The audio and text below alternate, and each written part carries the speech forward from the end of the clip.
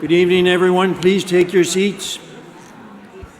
As quickly as possible, please take your seats.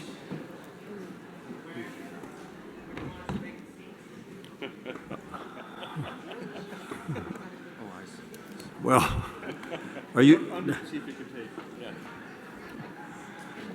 I was just going to say on your bum. Take your seat. Okay. Peter Wall has a handbag which has been left somewhere. Where, Peter? Dining hall. The dining hall. In the dining hall. What? Anybody missing a handbag? I have 25. Do I have 50 for the handbag? Oh, don't tempt the Archbishop of Algoma and I. Well, Almost. we can make up to $3,000. Anyway, if anyone has lost a handbag, it's right there in front of Peter Wall. Just a couple of things before we get underway. Is Andrea Mann in the house?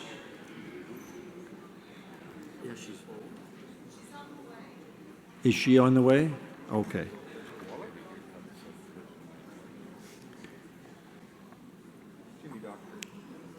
I just want to say a brief word of thanks.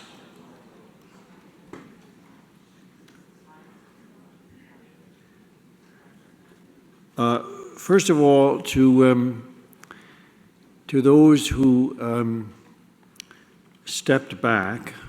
I know through considerable conversation and discernment and so on, but stepped back from making further resolutions for the Synod regarding the marriage canon. Just to say thank you for your graciousness in hearing the anguish in the Synod and not bringing forward resolutions that would deepen that even more. So just want to say thank you. Secondly, want to say thank you to the Reverend Donna Ball and the chaplain's team for your work in the Synod.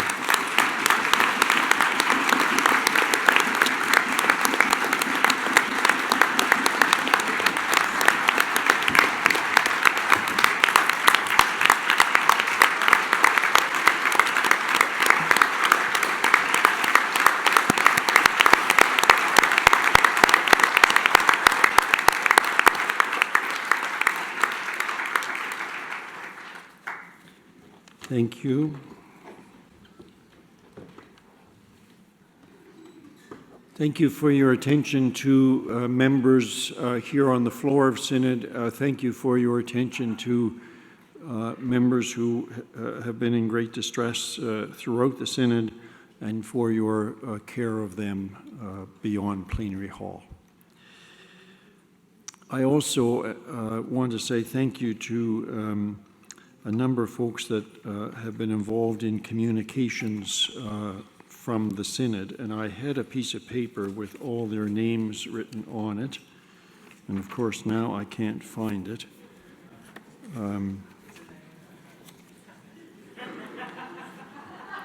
No, that's not the one. These are people who work for Church Host Communications. I'm remembering Brian Bukowski, Alicia Brown, Alice,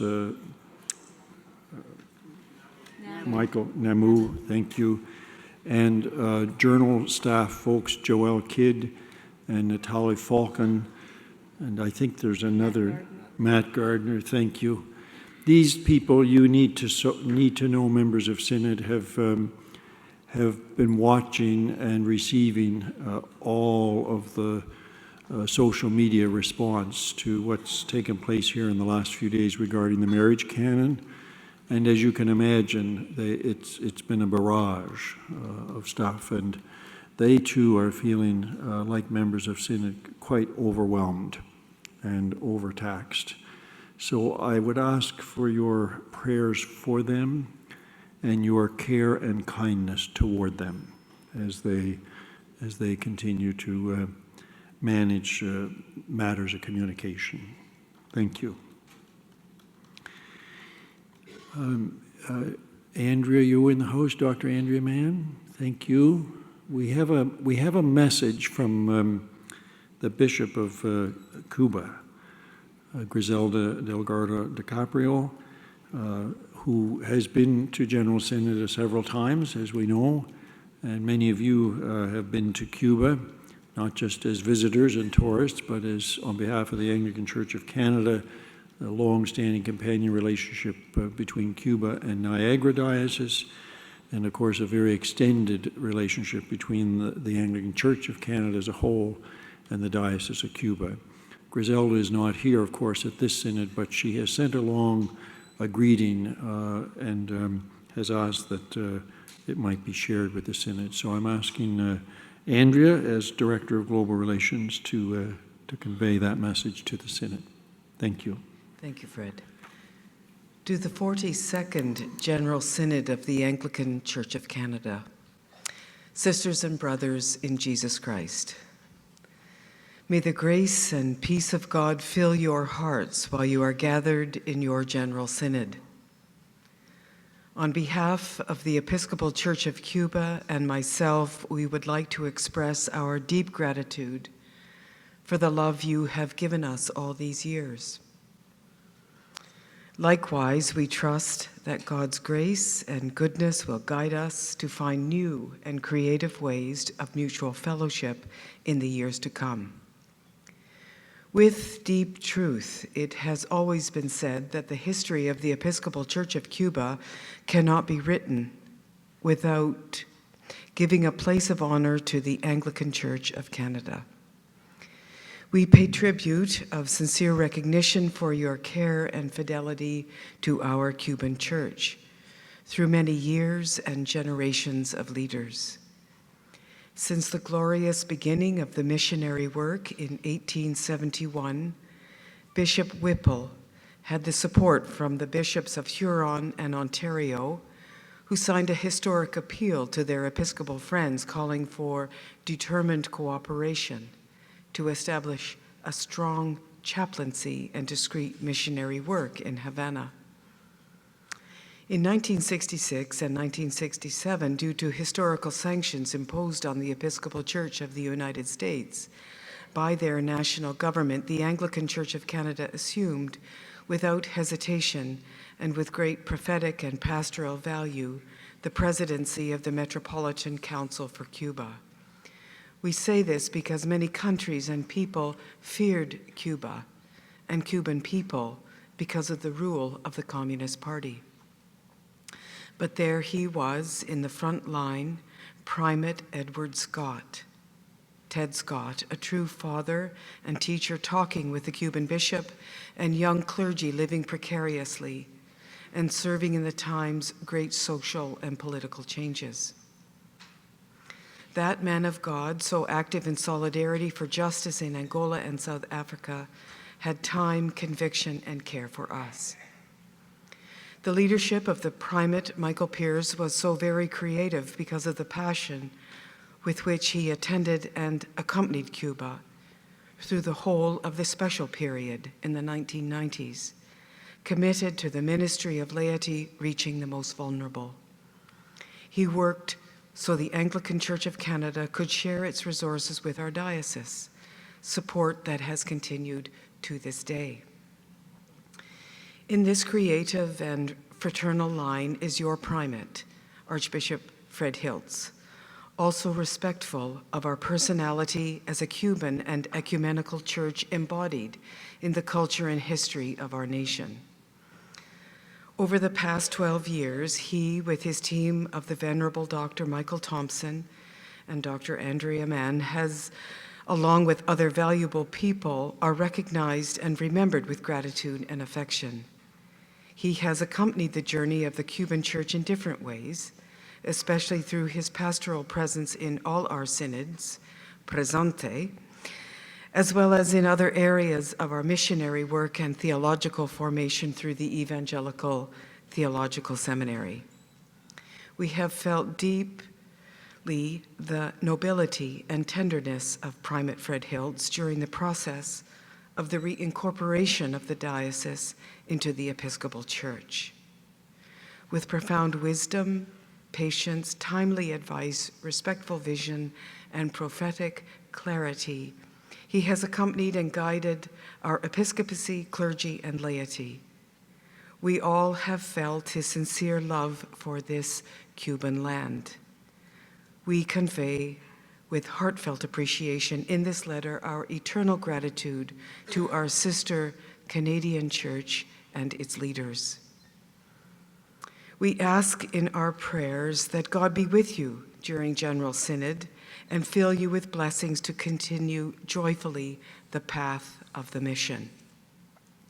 To him be given glory and honor now and forever. Bishop Maria Griselda Delgado del Carpio. Thank you very much.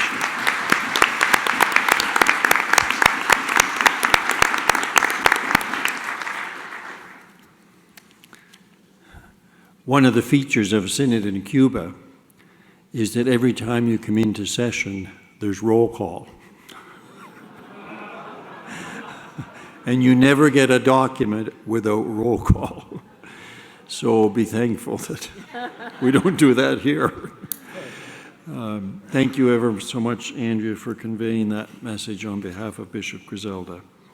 Before we transition into the very important matters of this evening, very, very exciting developments ecumenically and from an interfaith perspective as well, we're going to stand and sing the hymn, Let There Be Light.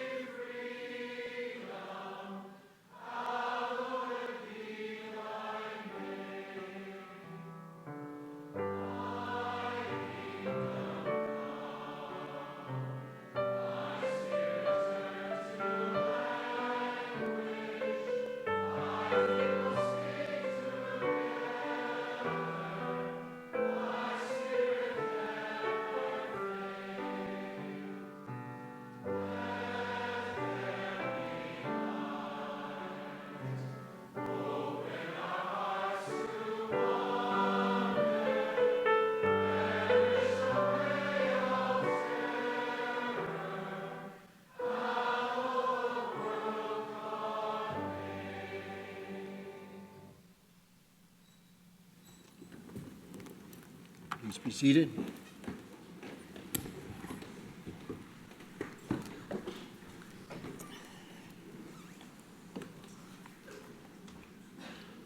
So for all our presentations this evening, we're just delighted to have with us our ecumenical and interfaith officer, the Reverend Scott Sharman, Dr. Scott Sharman, priest residing in the Diocese of Edmonton, but doing contractual work with the General Synod, and we're extraordinarily appreciative of the work that Scott does on our behalf. So, Scott, I'd like to invite you to the podium, and we're going to begin this evening's presentation on a common word.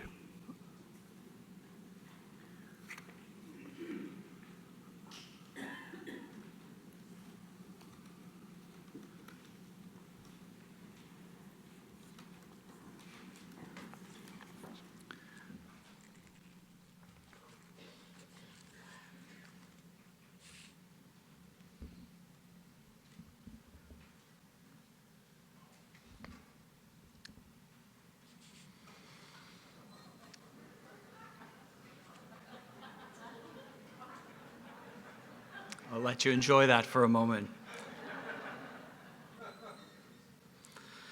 Your Grace, members of General Synod, guests, family in humanity, good evening and peace be with you. I'm the General Synod Animator for Ecumenical and Interfaith Relations, and that does not mean that I draw cartoons. That means that my ministry is about bringing life and energy to the Church's relationships and partnerships with other Christian communities and to our conversations and interactions with people of other faiths. And we begin this session this evening with our initial focus on the interfaith side of that portfolio, specifically Christian-Muslim dialogue in Canada. I'm going to begin by asking a question. I wonder if you can think what you might imagine the first word that people would associate, many people in our culture would associate with the word Muslim. I don't necessarily mean what you would say personally, but what you think comes to mind for many people in our popular culture.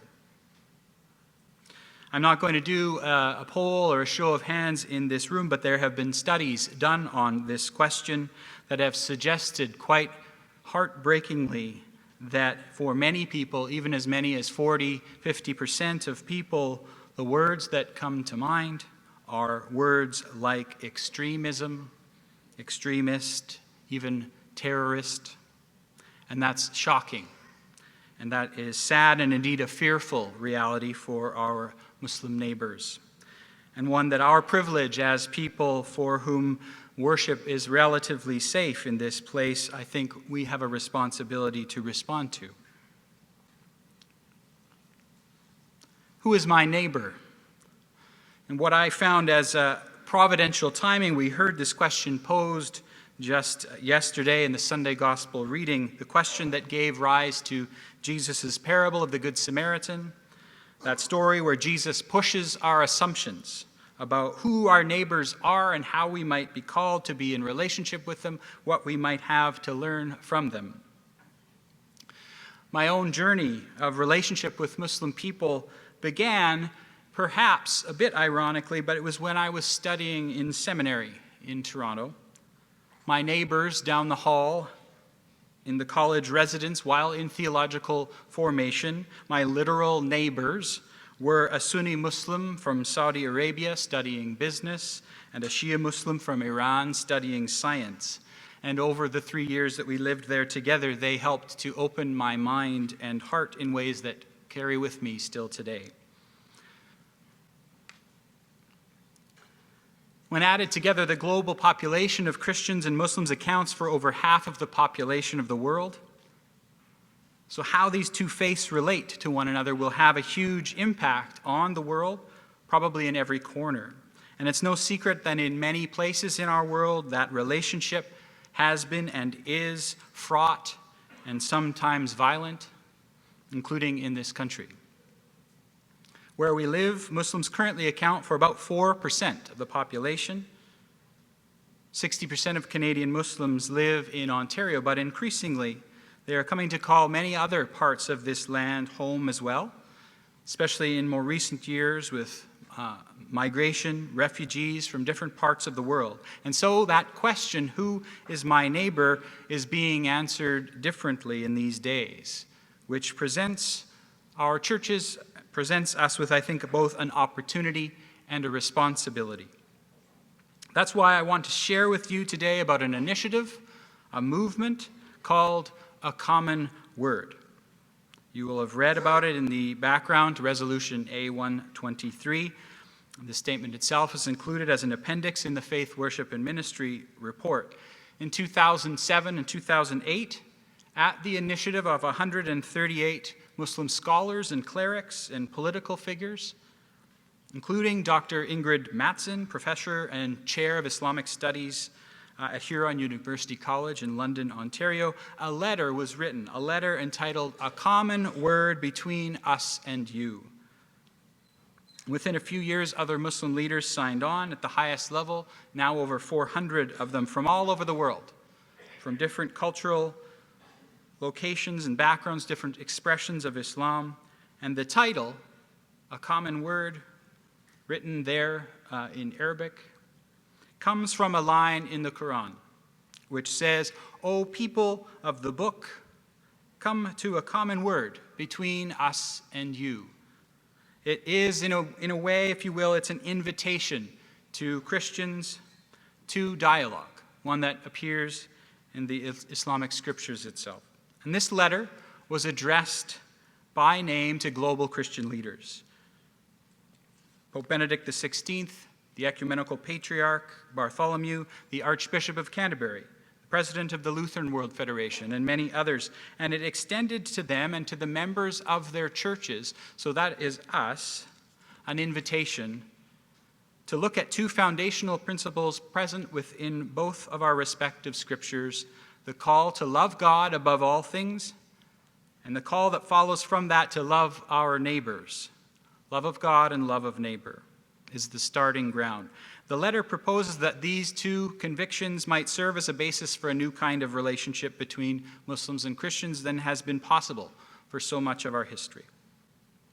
It does not look for agreement, but it seeks to find common ground that could make for peace. To quote briefly, the letter reads, "Whilst Islam and Christianity are obviously different religions, and whilst there is no minimizing some of their formal differences, it is clear that the two greatest commandments are an area of common ground. So let this common ground be a basis for all future interfaith dialogue between us. Let our differences not cause hatred and strife between us. Let us vie with each other only in righteousness and good works. Let us respect each other, be fair, just, and kind to another, and live in sincere peace, harmony, and mutual goodwill." Since 2008, this letter has received 70 responses and nearly 200 sign-on endorsements by Christian leaders and by whole churches. One of the very first, if you were to look at the list, was Archbishop Rowan Williams during his ministry as the Archbishop of Canterbury, and the Church of England has engaged with this letter of invitation heavily. The then Lutheran World Federation president, the presiding bishop of the Evangelical Lutheran Church of America as well, Bishop Mark Hansen, also embraced the gesture and gave it his endorsement. And others like that came from the Vatican and the World Reformed Alliance and the World Evangelical Alliance, the Mennonite Church in the USA, and many, many more. And in Canada, the Canadian Conference of Catholic Bishops affirmed this letter in 2008, as did the Presbyterian Church in 2009. So this is a statement that has been well vetted, you might say. And although A Common Word did receive some interest in our church in various places at the time of its issue, neither the Anglican Church of Canada nor our full communion partners, the Evangelical Lutheran Church in Canada, gave a reply or an endorsement, like some other churches have. That's not to say, though, that it hasn't been engaged in some ways. It has. The example that I'm most familiar with is known as A Common Word Alberta in the Edmonton area, formed in 2012. And in this case, a group of local Anglicans, Lutherans, Mennonites, Roman Catholics, and others were sought out by friends in the Sunni and Shia and Ismaili communities in the spirit of a common word with an invitation. And now 6 years later, under the banner of A Common Word Alberta, a group that counts literally thousands of people, Christians and Muslims, are taking part on several occasions throughout the year in discussions of their scriptures, getting to know one another, sharing meals, sharing what their faith means to them, visiting one another's places of prayer. And there's a few pictures from a recent Common Word Alberta event. In 2013, the Joint Assembly approved Resolution A-172 in connection with seeking peace and justice in Palestine and Israel, and that resolution included a commitment to resolutely oppose Islamophobia in all its forms. I believe that the A Common Word initiative, both the international text of Muslim invitation to Christians, as well as the local groups that have been formed by it, like the one that I just described, could help to focus these efforts in a shared direction and provide our church with something of a template for how we do that effectively. Now, there are many other models and initiatives, so why this one? Why do I feel this way about this particular initiative among many? I just want to highlight briefly 3 reasons. On the screen, I have listed 3 reasons. And these are not only just my own opinion, but are the result of some solicited feedback from different parts of our country, Anglican scholars and people involved in interfaith dialogue. These were some of the highlights. First, A Common Word is not about looking for the lowest common denominator. There can sometimes be a critique about some forms of interfaith engagement, which sees them as encouraging everybody to be less fully themselves, minimizing distinctive claims in the name of getting along. And in my view, that is not an authentic Anglican view of interreligious dialogue. Our church has said in our 1988 guidelines affirmed by the General Synod, which I have some new fancy shiny copies of if you want to see me after, has said this: by engaging in dialogue, Christians are not being asked to compromise their faith that God was revealed in the person of Jesus Christ. Their understanding of their own faith should be clear so that the Christian perspective can be fairly presented to our dialogue partners. I take that guideline very seriously, and the Common Word Initiative is one that is consistent with that way of approaching dialogue. A second reason is that A Common Word is an ecumenical initiative.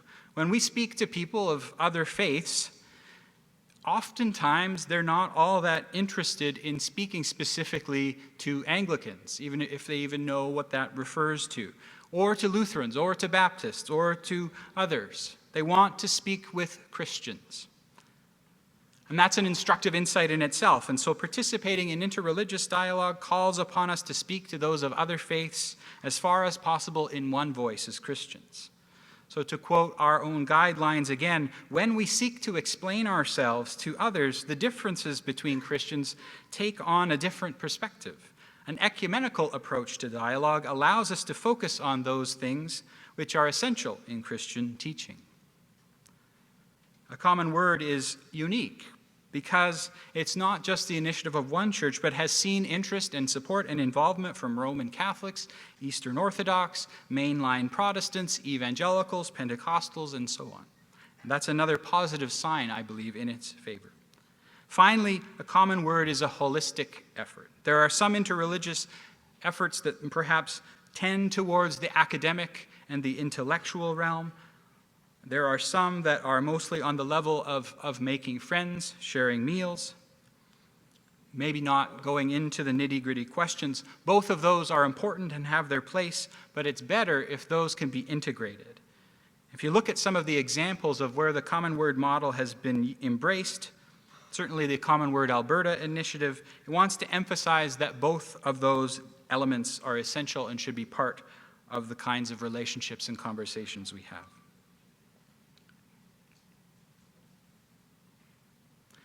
We as a church did not really respond to this generous invitation from our Muslim neighbors in 2007, 2008. I believe that now is the time for us as Anglicans in Canada to give this invitation from the Muslim community a fresh look, in light of the growing instances of religiously motivated hate speech and violence, and especially because of the real-life connections and friendships that we are having with Muslim believers as family members, co-workers, neighbors.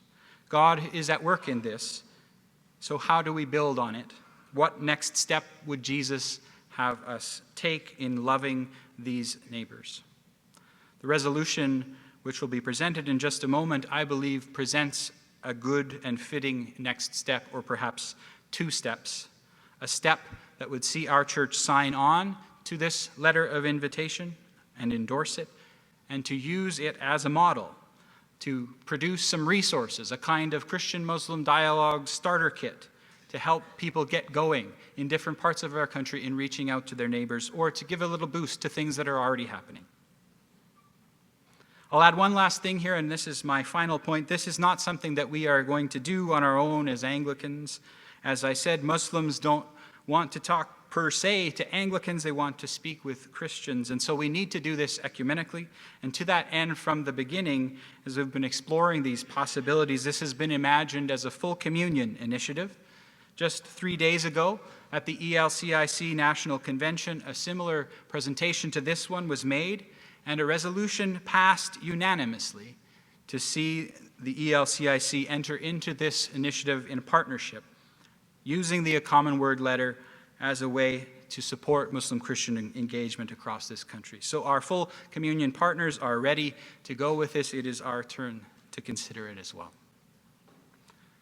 Now, we're honored this evening as well to welcome in our midst two of our Muslim neighbors, Imam Muhammad Shujath Ali, who is an imam from the Vancouver area and working in connection with the BC Muslim Association, and he's brought a young member of his congregation, Farhan, with him as well.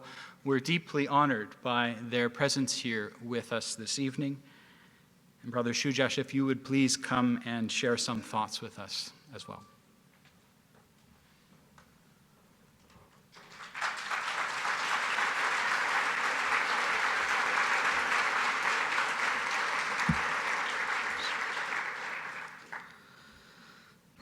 Thank you very much, Dr. Scott, for the invitation. On behalf of the Muslim community and the congregation at our mosque, I would like to share with you the greeting of peace by saying Assalamu alaikum wa rahmatullahi ta'ala wa barakatuh. This is the message and greeting as well as an initiative that I would like to talk about very briefly. I'm here in the midst of all of you, very humbled and honored to share my reflection working as the member of Muslim community, trying to bridge the gap in between these two great faiths and to unite our community with your community on some common ideals and goals to be able to represent the great values of our faith in this global community. I have been actively involved in interfaith dialogue. My dear friend Peter is right here, whom I have visited a number of times, who also visited me a number of times at my mosque, could be a symbolic friendship in this regard for both of our communities, locally here, hopefully elsewhere as well, to be seen as an inspiration. Now, what I have to talk very briefly, I have very limited time, is the importance of Christian-Muslim dialogue. Whatever I did and whatever I accomplished, I come from India and born, raised, educated, everything in India. Then I basically, came to Canada and started working in this community. It was, in many ways, a very transition for me in my life.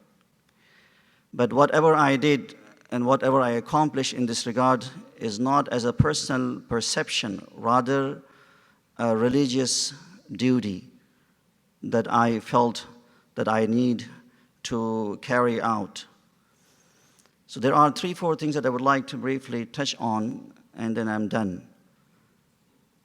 I mean, done means we'll be over with my words. The first and foremost point that I would like to bring to your attention on this similar note is the call for a common word between Christians and Muslims. It is not a human initiative. For us as Muslims, it is a divine obligation.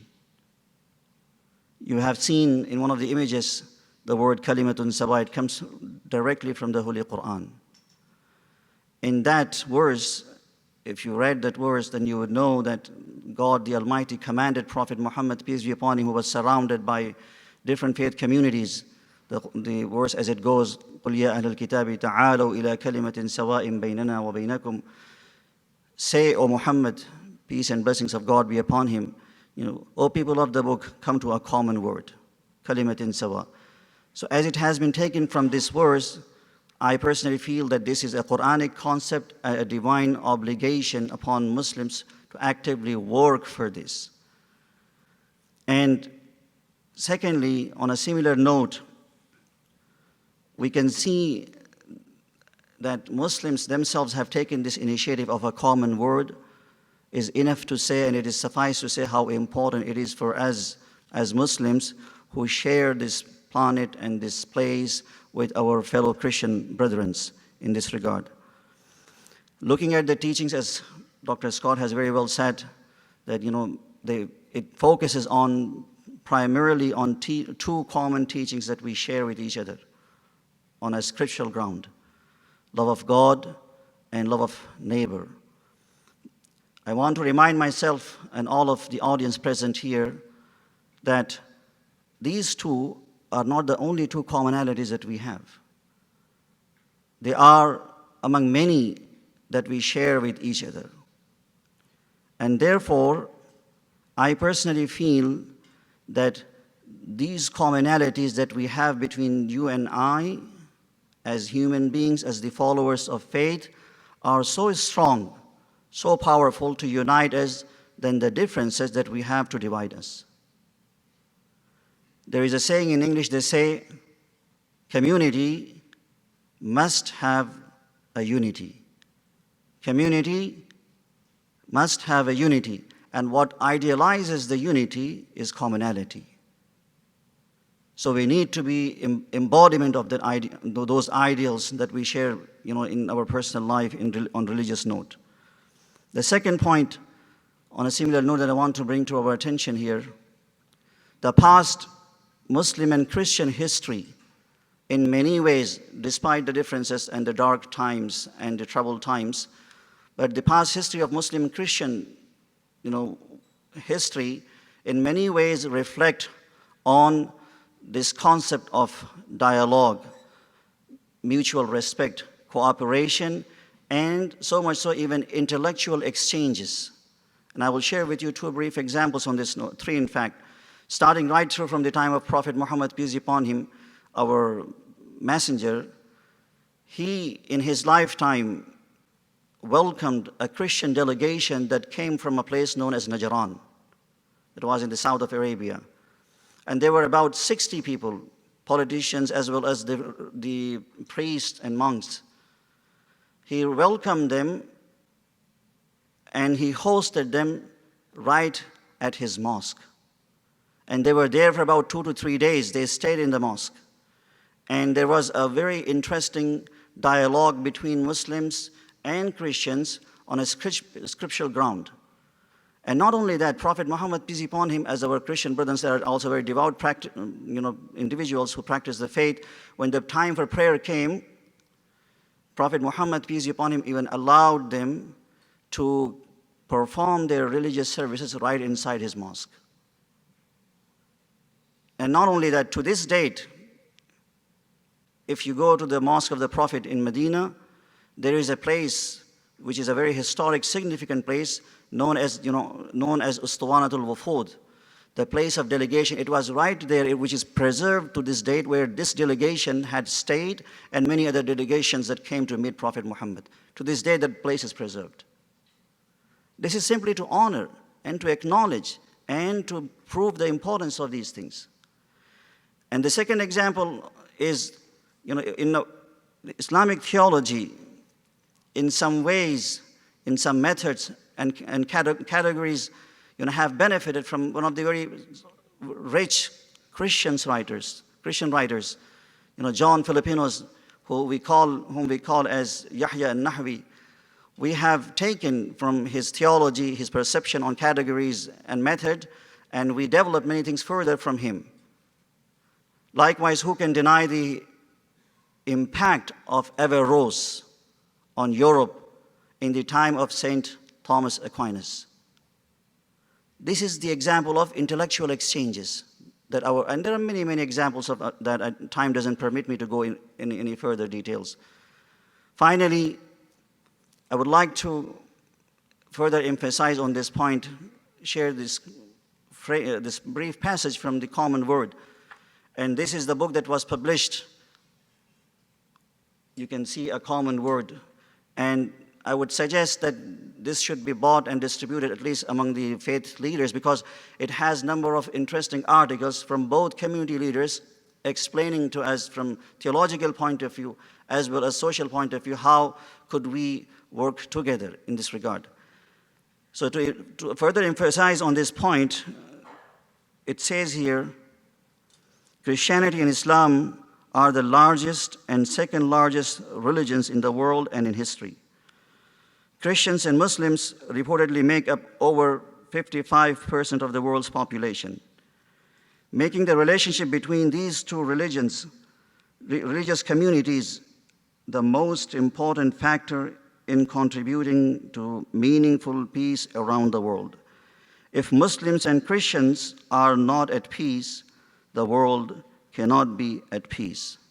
Simple as that, especially in the time of violence and in the age of horrific and terrible modern, weaponry. And I would, on this note, I would end with 3 suggestions that I would like to share here as a reminder to myself and all of us, as we have many delegations here all over from Canada. The first and foremost thing that I would like to say here is that we as faith leaders need to internalize these 2 great spiritual and social teachings of our faith in our social and personal life, be the embodiment of that and the advocate of that through practical example. Number 2 is that we need to open the doors of our congregation and our centers and churches and mosques to each other, to welcome each other, as our Prophet Muhammad, peace be upon him, did in this regard, for the exchange of dialogue and discussion and all of those things. And finally, we need to form a group locally here as well as nationally, where we could work together hand in hand, united, to addressing the common challenges that serve as a threat to both of the faith in this age of secularism and liberalism. Thank you very much.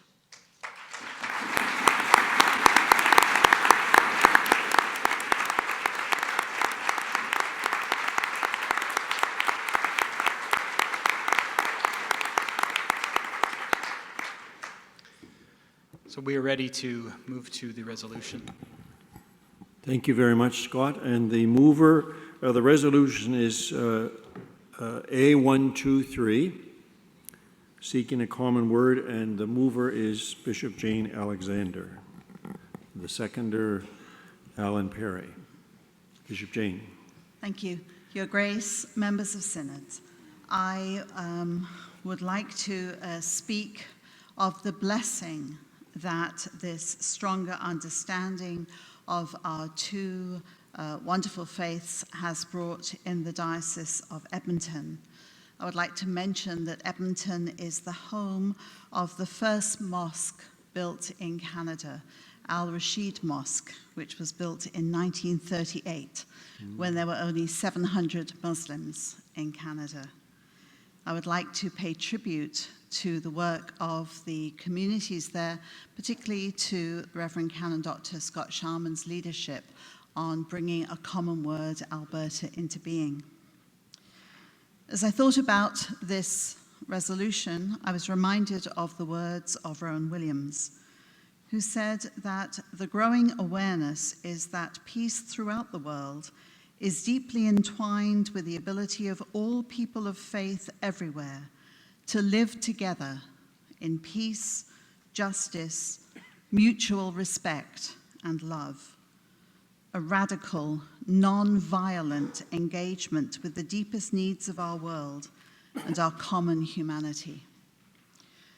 This need to support this motion and a common word is seen across all the provinces of the Anglican Communion. This need to support mutual conversation is seen in every community where people of faith are persecuted and exposed to violence.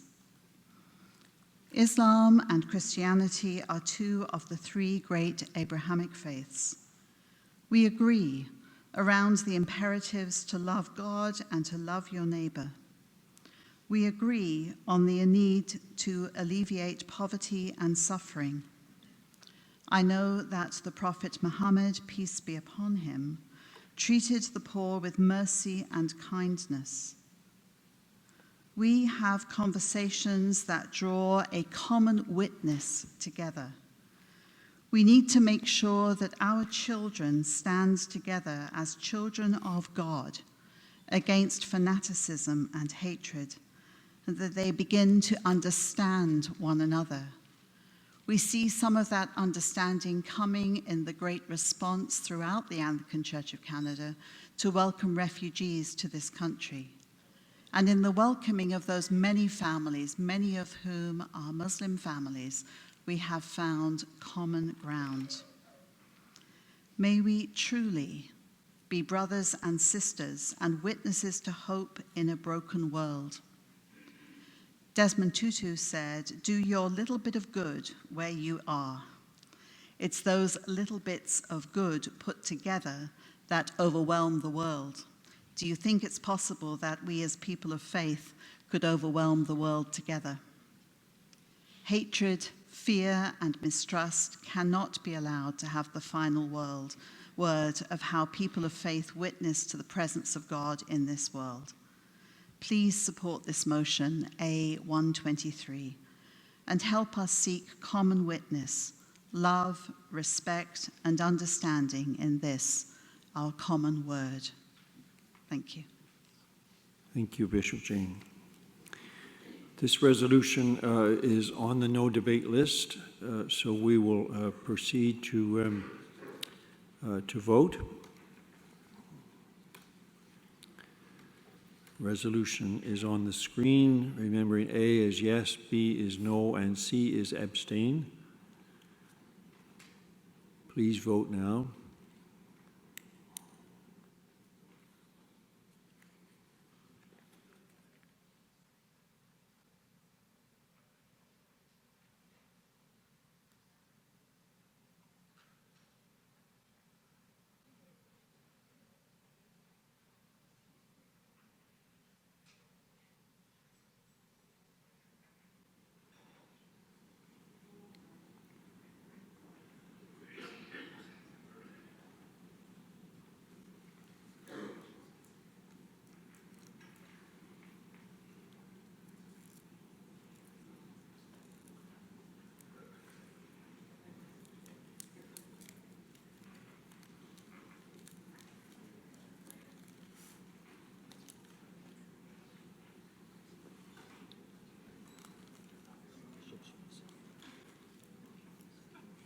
Okay, has everyone voted?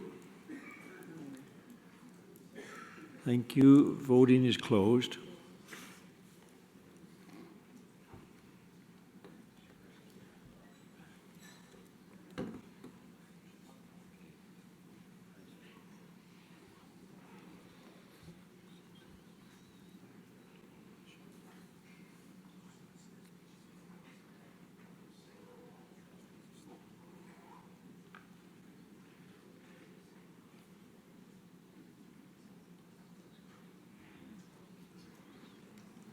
Thank you very much. That motion is carried.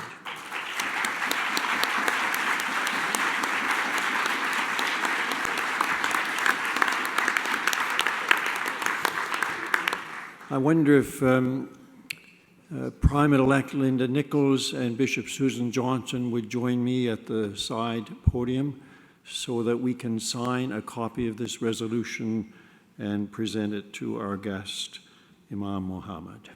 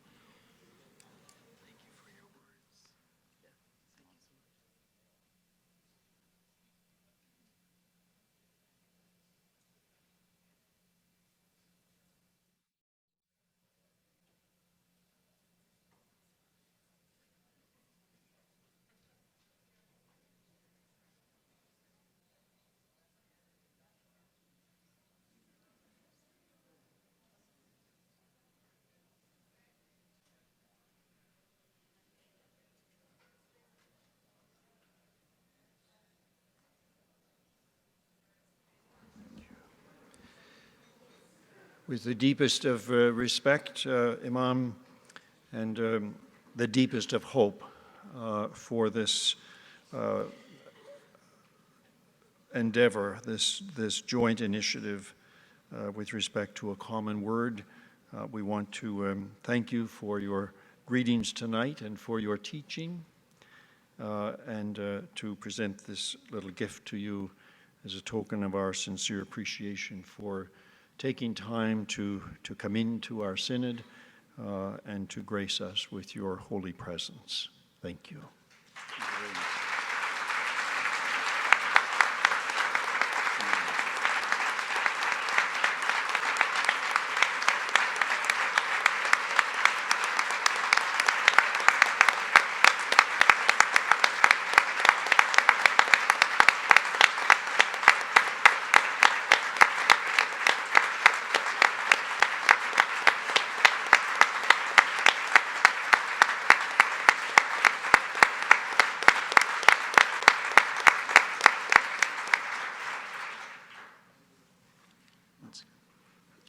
I'm very overwhelmed with your generosity, hospitality, as well as your appreciation to my presence and support.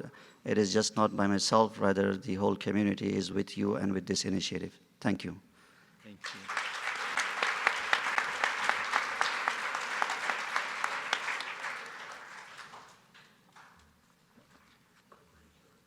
Just by way of a peaceful and prayerful transition to our next presentation, I wonder if you might light the candles on your tables, and we'll sing this time, Let There Be Light, a cappella, just our human voices.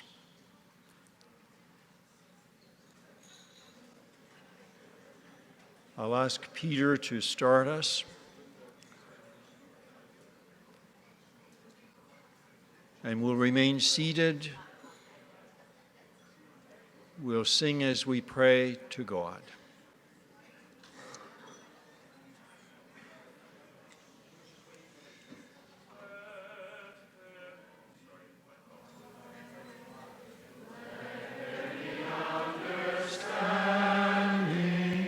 Let all the nations gather.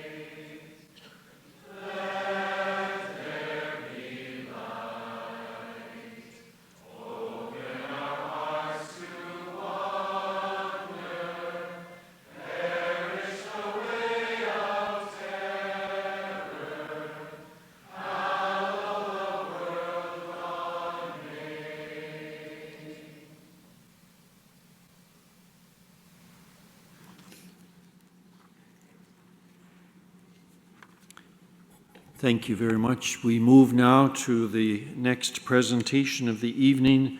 This is regarding a prayer for reconciliation with the Jewish people. And I ask you to give your attention to Bishop Bruce Myers.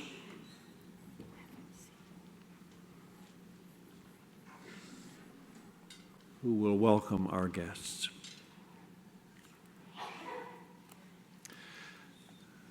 Good evening. Bonsoir. Wachia. If you stand in the chancel of the Cathedral of the Holy Trinity in Quebec City, the cathedral church of the diocese I serve, and look up, straight up, you'll see this. 4 gilded Hebrew letters elaborately carved into the ceiling. Known as the Tetragrammaton, they form the name for God most often used in the Hebrew Scriptures. For the Anglicans who gather to worship there, that beautiful carving serves as a regular remembrance of Christianity's Jewish roots. As theologian Stanley Hauerwas has said, Christians can't tell their story separate from the Jews. We're reminded of how our Jewish and Christian stories are bound up each time we gather for a liturgy of the church. When during the proclamation of the word we hear a story from the Hebrew Scriptures, or we read or sing a portion of the ancient hymn book of the Jewish people, the Psalms. We're reminded in many of our churches' Eucharistic prayers in which we hear a summary of the story of salvation, a story that turns on God's covenant with the Israelites. And we have Jesus, a Jewish rabbi born to Jewish parents, whom we believe and teach is also God's Messiah and the church's head and cornerstone. In part of his Sermon on the Mount, Jesus says, "Do not think that I have come to abolish the law or the prophets. I have come not to abolish, but to fulfill." Through most of Christian history, fulfill has been understood to mean replace, as if the new covenant established between God in Jesus Christ and all humankind somehow invalidates the covenant God made with the Israelites. Such an understanding has contributed over the centuries to the forced conversion of Jews, pogroms, deportations, and the Holocaust. Persecution of Jews is not a thing of the past, nor is it restricted to other parts of the world. A bloody reminder came in last October's murderous shooting rampage at the Tree of Life Synagogue in Pittsburgh, during which the gunman reportedly shouted, "All Jews must die." Another synagogue in California was attacked this year on Passover, and a Jewish worshiper murdered. In Canada, there were 2,041 recorded incidents of anti-Semitism in 2018 alone, a 16.5% increase from the year before. These ranged from swastikas being spray painted on a Jewish person's home, to death threats against Jews on social media, to some teenagers throwing lit fireworks at a group of Hasidic Jews. More than a third of those anti-Semitic acts last year happened in my province of Quebec, where white supremacist groups, typically hostile to Jews, among other minority groups, are gaining ground, and where legislation targeting certain individuals who wear religiously distinctive clothing, including kippas and yarmulkes, has recently become the law of the land. Our own Anglican liturgies have sometimes reflected the notion that Christianity trumps Judaism, a belief known as supersessionism. Until its removal from the Book of Common Prayer in 1992, a Good Friday collect asked for God's mercy on Jews for willfully rejecting and denying Jesus. "Take from them," we prayed, "all ignorance, hardness of heart, and contempt of thy word, and so fetch them home." That prayer's removal nearly 30 years ago was a recognition that the collect represented an obstacle in Jewish-Christian dialogue. Its continued presence in our liturgies also did not reflect the Church's renewed understanding, especially in the shadow of the Holocaust, of Christians being joint heirs with the Jewish people of God's covenantal promises. A similar prayer, entitled "For the Conversion of the Jews," remains in the Book of Common Prayer, even though it reflects the same attitudes toward the Jewish people as the collect that our Church removed from use in 1992.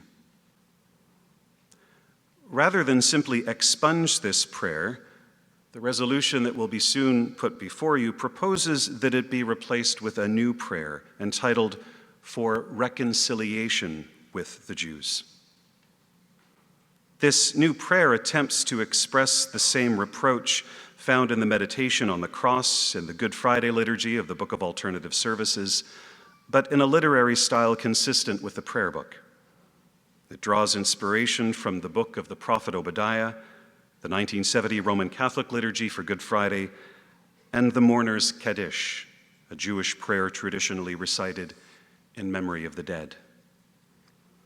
The prayer for reconciliation with the Jews was approved by the Prayer Book Society of Canada, whose president, the Reverend Gordon Maitland, is here with us on the platform. He artfully helped craft the prayer along with the Reverend Chris Dow, who began composing it while a priest of the Diocese of Saskatchewan before recently taking up an appointment in the Diocese of Toronto. This prayer was also crafted in consultation with the Canadian Rabbinic Caucus, a representative body of ordained Jewish leaders from across the country.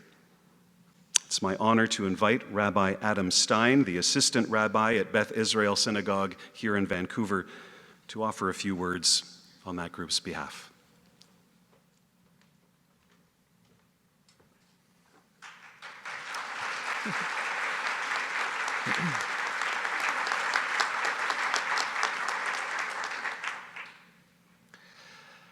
Thank you so much for that warm welcome, and thank you very much, Bishop Bruce, and really all three of you, and congratulations on your upcoming.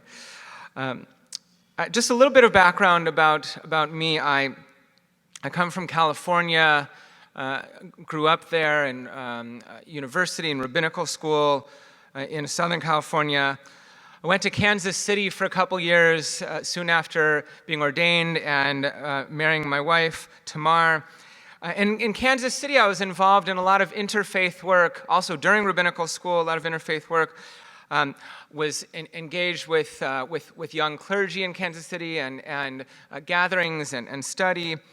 And then we spent 5 years in Melbourne, Australia, where our two children were born, two sons, Eli and Gabriel. I also did a lot of interfaith work there, including a fair bit with the Anglican Church. Actually, my two supervisors at the hospital in Australia, where I did clinical pastoral education work, were both Anglican clergy.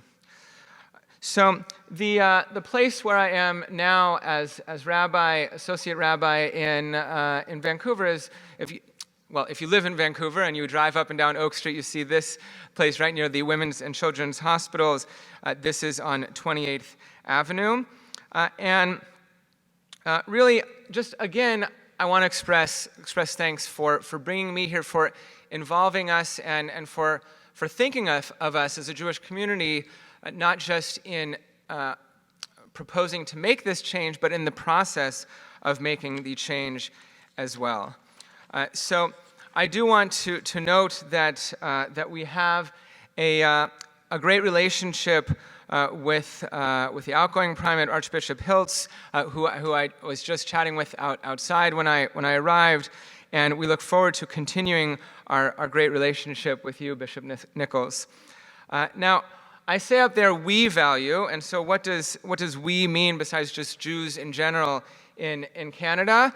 On an official level, there's an organization called CIJA. It's the Center for Israel and Jewish Affairs.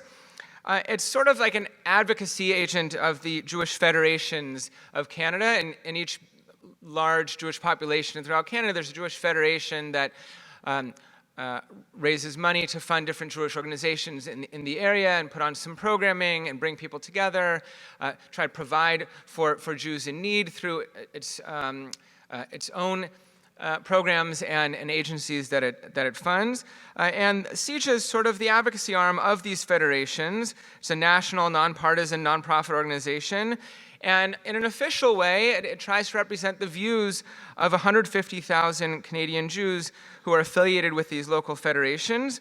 And there's a rabbinic caucus that has several leading rabbis throughout Canada who, as clergy, as rabbis, can also try to represent Canadian Jews. And as Bishop Myers said, a few years ago, he reached out to the Rabbinic Caucus in CIJA after the Synod in 2016, and we so appreciated his initiative and the opportunity to work with him. And there was one thing really that we appreciated so much, and it's not a surprise because you've heard me and him talk about it, but that's that we didn't like knock on the door of the synod or of the primate, or I didn't go over to Peter Elliott at Christ Church Cathedral and knock on the big door there and say, excuse me, we realize there's a prayer in one of your prayer books. It's about us, and we'd like you to change it. We not only did we not knock on your door, but you came to us, and if I can keep continuing this metaphor, you opened the door to this conversation. The other thing is we realize that this prayer that we're talking about, it's not in the newest Anglican prayer book, and we have different prayer books in the Jewish faith as well for different movements, and even within the movement that I'm part of, the conservative movement, there are different prayer books that have been published at different times just in the past 120 years or so.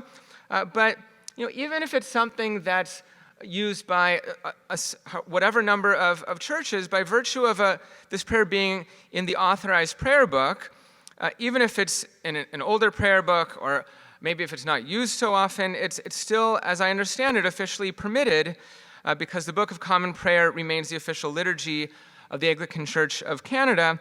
And so for us, it's so important that this change proposal is coming before you to reflect your church's renewed understanding over recent years and really decades of its relationship to the Jewish faith. And not just that, but it's reciprocal, because it helps our understanding of you, and as we grow to understand how we can come together and really, in both directions, understand each other.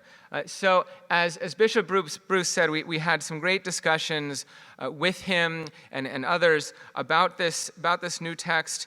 And I think it's just such a wonderful thing, and really a wonderful feeling for us, that a prayer that could certainly make the Jewish community quite uncomfortable might soon be replaced with one that's so beautiful and so positive.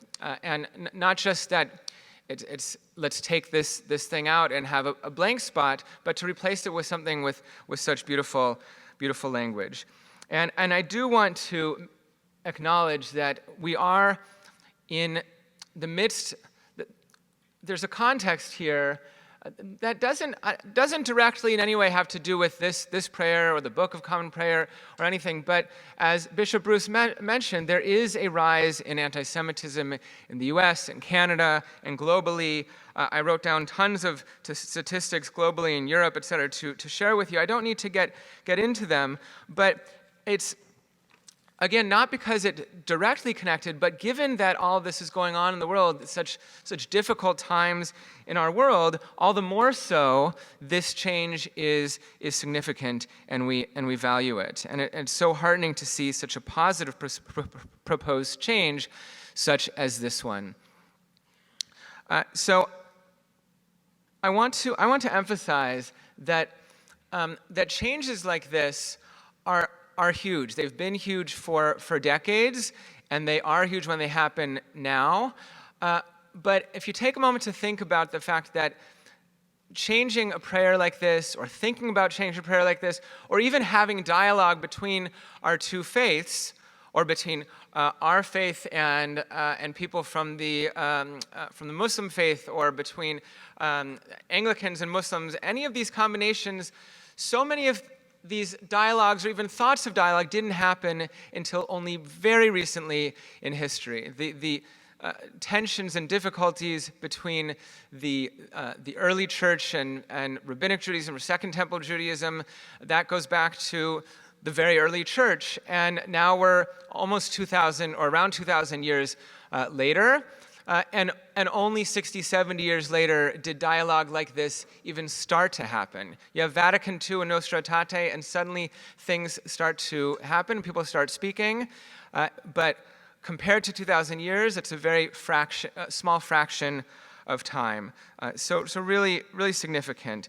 The Good Friday prayer was mentioned by Bishop Bruce. There's another document that I've become familiar with, From Darkness to Dawn, Christian Reflections from the Anglican Church, Reflections on Anti-Semitism, from 1989, but Bishop Myers was involved in getting it reprinted and disseminated again in 2015. Now, he's mentioned supersessionism again and described it a bit for you. And I think it's just it's a major thing. The fact that major Christian denominations have been moving away from supersessionism in the past 50 or 60 years is so meaningful for Jews, even Jews who don't know what this long word means, but they know the idea intrinsically, and it's a big thing. Now, I just want to tell you a very brief story. I'll just describe it in a moment. I was involved. A Catholic priest contacted me about an idea he had when I was living in Australia. We contacted some imams and a man who's now a close friend of mine, and an imam, and this Catholic priest and I, we planned and led a trip to Jerusalem from Melbourne, Australia, with 4 Jews, 4 Christians, and 4 Muslims. And it makes perfect sense that we're presenting right after. Thank you.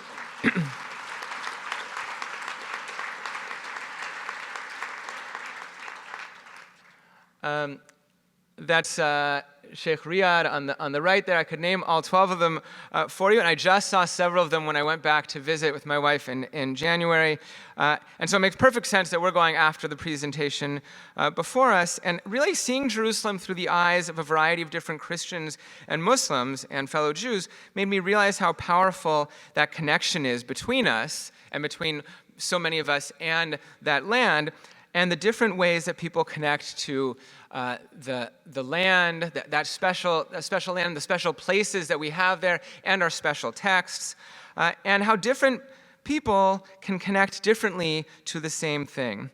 But also how important it is to see things, texts, land, whatever, through the eyes of others. We even specifically decide not only we're going to study shared texts together, but we're going to intentionally study difficult texts together.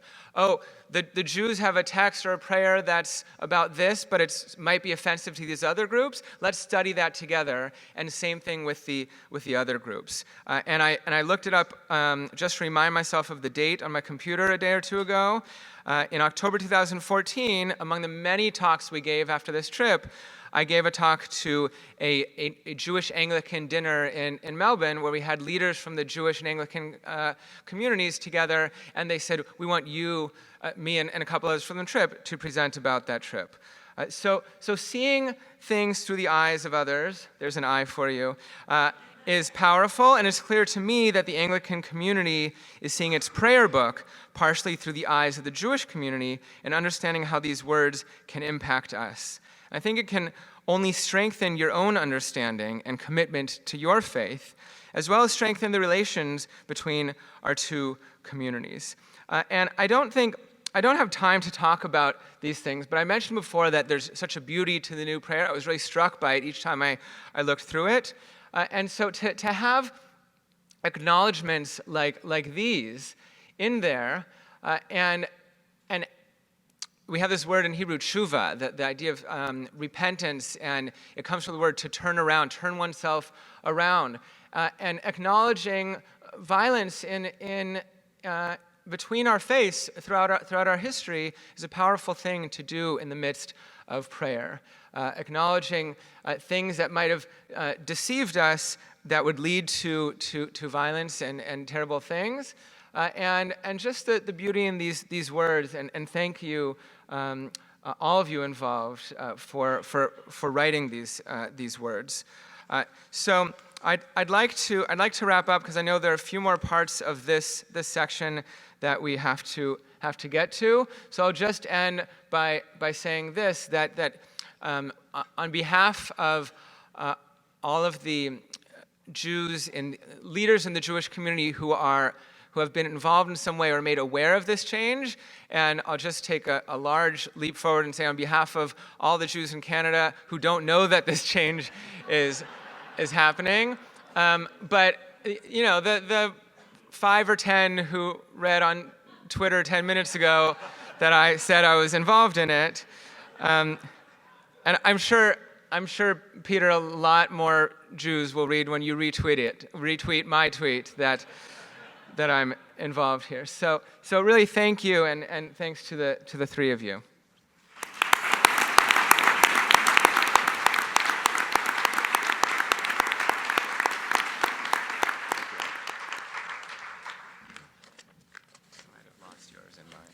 There we go. Thank you, Rabbi Adam. To conclude, friends, changing this prayer does not ask us to surrender our convictions about the uniqueness of Jesus Christ. 3 other prayers in the same section of the BCP speak unreservedly and unapologetically about seeking to make Christ known and preaching the gospel to every creature, but without naming a particular group of people. Changing this prayer does ask us to acknowledge and repent of the Church's participation in anti-Semitism, to stop singling out Jews as a target for our evangelistic efforts, and to assume a humble and reconciliatory stance with our Jewish elders in the faith. For our story and our future is inextricably bound up with theirs. Thank you. You.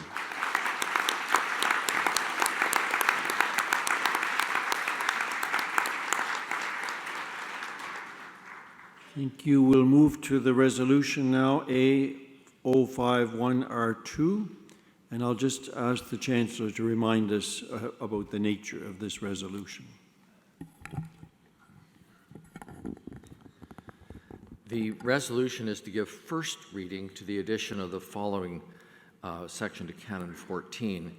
And Canon 14 incorporates the prayer book, and because this is an amendment to the prayer book, and because the canon dealing with the prayer book is a canon dealing with doctrine, worship, or discipline, it must have 2 readings, and it requires a 2/3 majority in each order, voting at 2 successive sessions of General Synod. So this is to give first reading to this. Vote by orders, 2/3. Thank you. So the motion is before the House, moved by Bishop Bruce Myers and seconded by almost Archbishop Linda Nichols.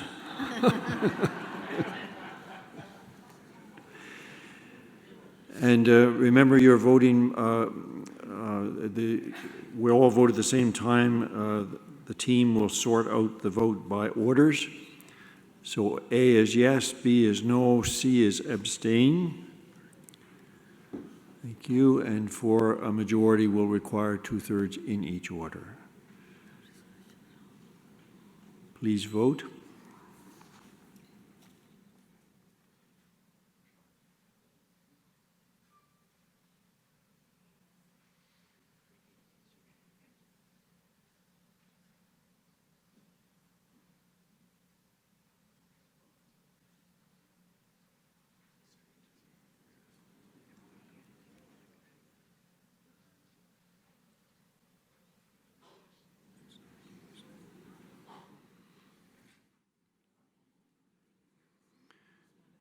Okay, has everyone voted? Voting is closed.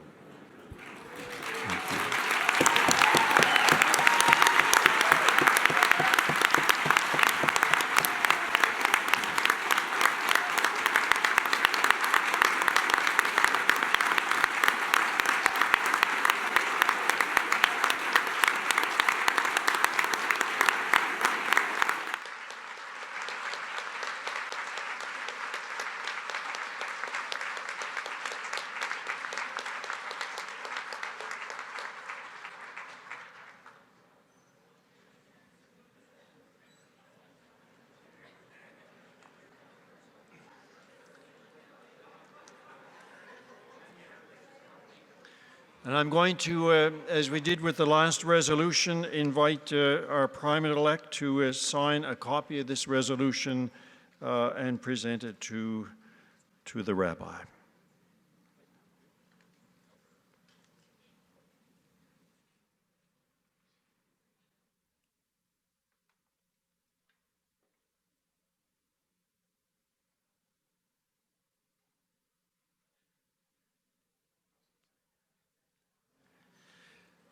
I mentioned in the presidential address how grateful I was for the extraordinary leadership of Bishop Bruce Myers to do archival work following General Synod 2016. Not only did he do the necessary archival work to frame this piece of work going forward, but he worked very closely with the Prayer Book Society, and I'm delighted that Reverend Gordon Maitland is able to be here with us and on stage tonight as the current president of the Prayer Book Society. Thank you for your work, Gordon, in the text, and others who worked with you.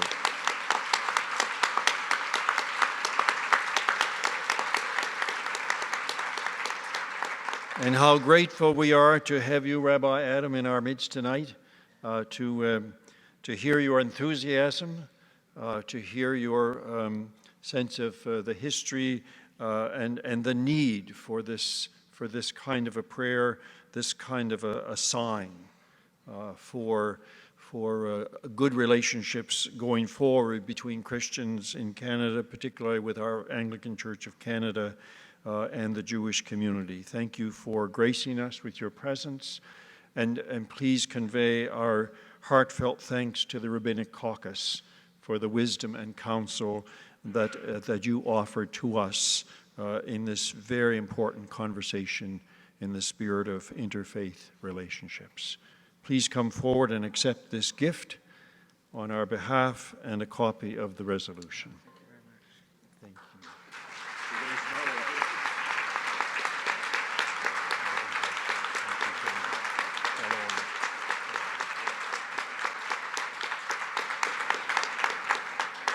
And shall we pray again as we sing quietly, "Let there be light."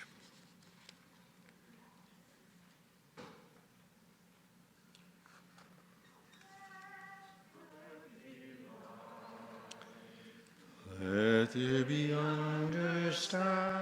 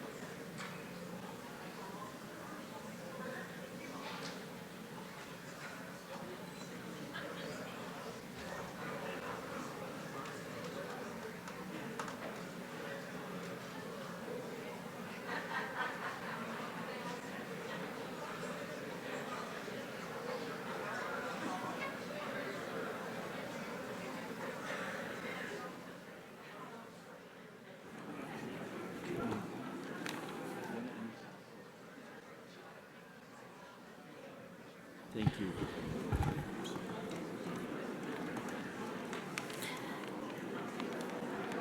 I invite Archbishop Michael Curry, Reverend Susan Johnson, and Bishop Elizabeth Eaton, please, to go to the presentation stage with the primate.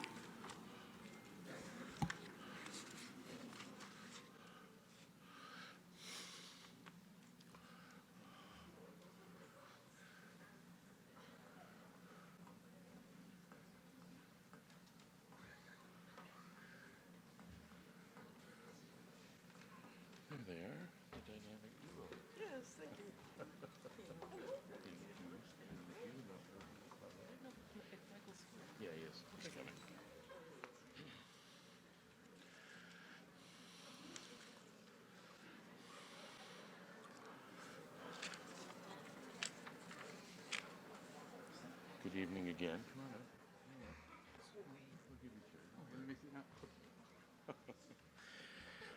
Madam Chair, I wonder if I might beg the indulgence of the House to deal with both resolutions A151 and A150 together in terms of presentation, and then we'll deal with them separately, obviously, in terms of vote, if that's all right, since they are related. If that's all right with you, Madam Chair.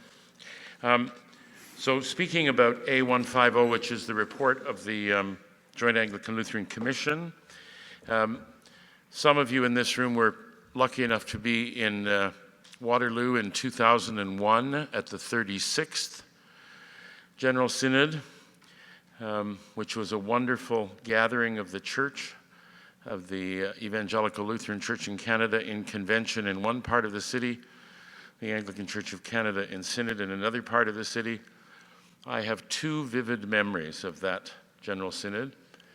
One quite silly, it's kind of consistent with me, and one quite a bit more profound. The silly one is the trouble we went through on the worship committee to enable us to celebrate the Eucharist in the arena, because it had to be licensed for alcohol. And we almost didn't get the license. And then we would have had a fight on our hands, a bunch of Anglicans arguing about grape juice versus wine. The much more profound memory is one that seared into my mind, as in many of yours, and the photograph has lived on for a long time, of Michael Pearce and Telmer Sardison dancing around the floor of that arena at the Eucharist when the Waterloo Agreement was signed. At the same time, our brothers and sisters in the United States were entering into an agreement between the Episcopal Church and the Evangelical Lutheran Church in America, which is called Call to Common Mission. And in the years since, that relationship has been strengthened, and it has been deepened and made profound.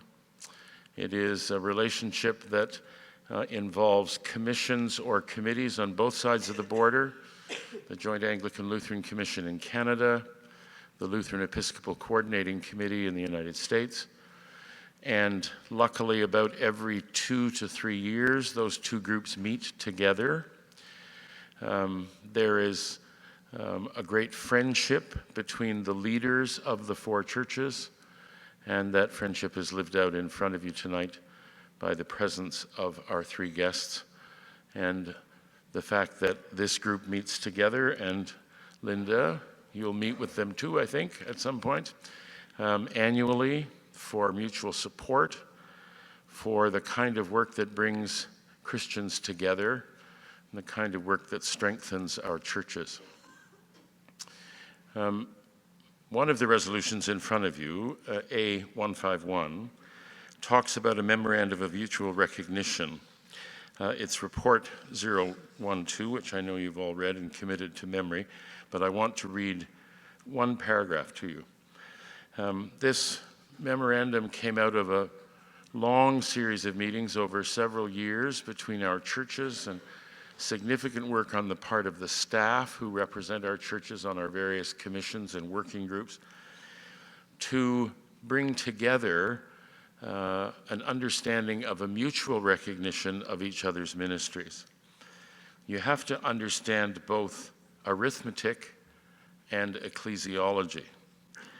Currently, among the 4 Waterloo and Call to Common Mission churches, each church is in full communion with 2 of the others, but not with the third, not with the church from the other tradition and in the other country. With me? So if you had a triangle, or at least a rectangle, you could work this out. So it's arithmetic and geometry and ecclesiology. Increasingly, this is experienced as theologically unnecessary, missionally costly, and jarring. It is time for these churches explicitly to recognize one another's full communion agreements, and on that basis to extend to one another the implications of being in communion. And so, roughly a year ago, at a joint meeting of the Commission and the Lutheran Episcopal Coordinating Committee, that meeting took place at Mount Carmel in Niagara Falls, Ontario. A working group came together, and we were talking with each other in our various offices and texting and on the phone, and came up with the memorandum which you have before you. And there are 3 paragraphs that I'd like to read because I think they're very important, because this is a historic thing we're doing. As full communion partners, Lutherans and Episcopalians, Anglicans in each country have walked with one another in times of joy and celebration and in times of sorrow and trial. They have collaborated in a wide range of ministries, been enriched when consulting one another's wisdom, joined together in worship and advocacy, exchanged ordained leadership and established friendships at all levels. There is strong affirmation for the already existing relationships across national borders between the Episcopal Church and the Anglican Church of Canada, and between the Evangelical Lutheran Church in Canada and the Evangelical Lutheran Church in America, including the welcoming of each other's church's clergy, and the equally strong relationship between ELCA and TEC and ELCIC and ACC, with the sharing of ordained rostered clergy between Episcopalians and Lutherans in the USA, and between Lutherans and Anglicans in Canada. Furthermore, these four churches are increasingly mindful of the wisdom of Indigenous peoples who have continually inhabited the land that many call Turtle Island, also now known as North America. These first peoples are not and have not been divided by national borders established by colonialist power.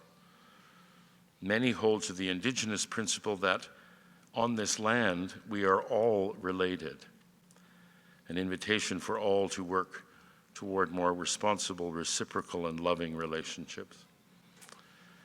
While the shape of shared life is distinctive in each country and embraces great local diversity, both Call to Common Mission and Waterloo extended invitations which have borne significant fruits, both expected and unanticipated. At the times of interim Eucharistic sharing practiced in both countries helped strengthen the hope for full communion, so also the experiences of full communion have strengthened the desire not to remain fixed in what has already been realized. So I'm very happy that we're able to talk about this tonight. The Evangelical Lutheran Church in Canada approved this at their recent convention. It is going to be discussed at the convention of the Evangelical Lutheran Church in America in August, and will be on the agenda of the General Convention of the Episcopal Church in 2021. And we're honored to have all of these church leaders with us, and I would invite them in whatever turn they think is best to come and tell us the truth. Whether or not it's best, I don't know. But it is a great joy to have Susan and Elizabeth and Michael here in the midst of our General Synod. Let's give them a warm welcome.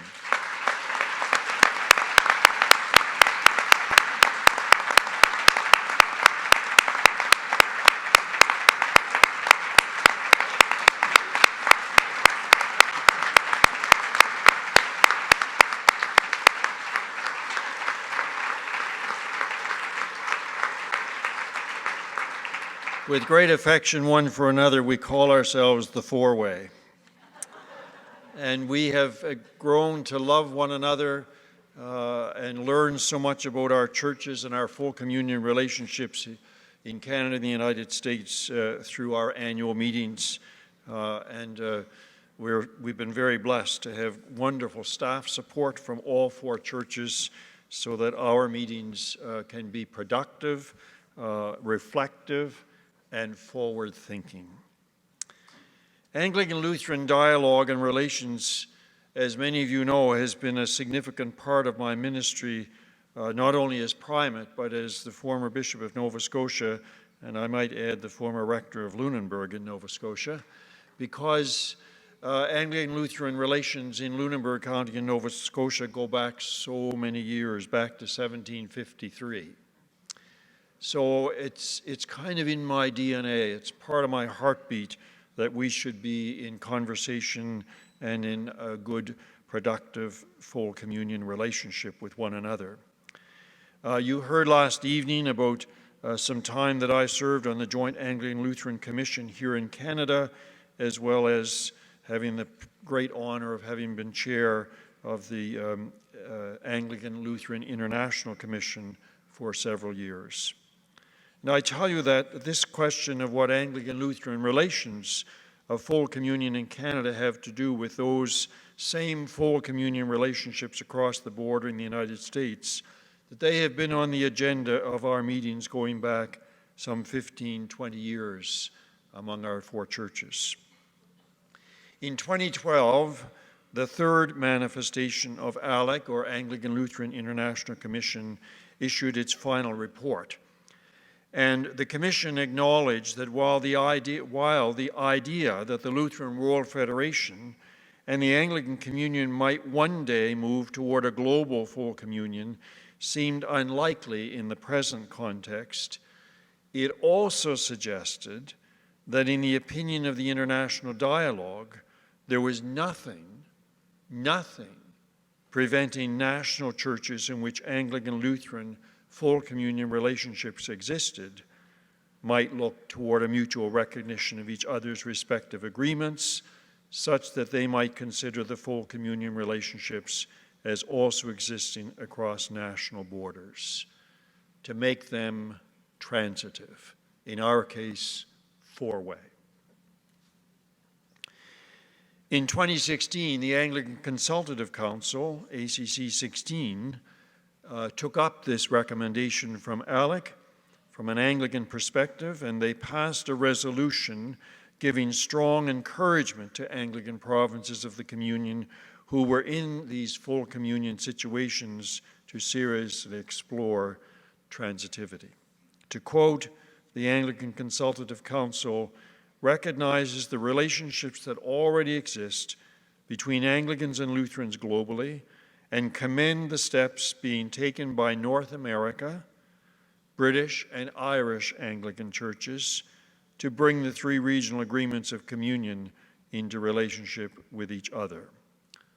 This one is particularly, of course, about our relationship, the North American scene. So I'm very grateful that we have arrived at this moment in our journey together.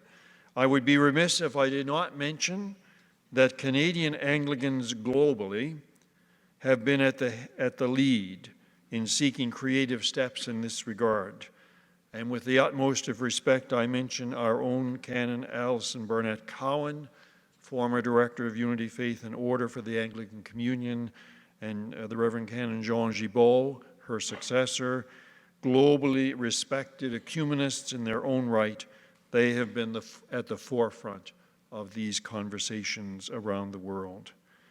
Canadian Anglicans and Lutherans have regularly been looked to with no small amount of interest and intrigue. And I think it's entirely fitting for our church to be part of showing leadership in this regard as a witness not only to our call to deepen our full communion relationship with our Lutheran brothers and sisters, but also as a step, as a move that will breathe new wind into the sails of that larger ecumenical movement, which has as its deepest prayer the prayer of Jesus himself, that we all may be one. And now I'm very pleased to turn it over to our Susan.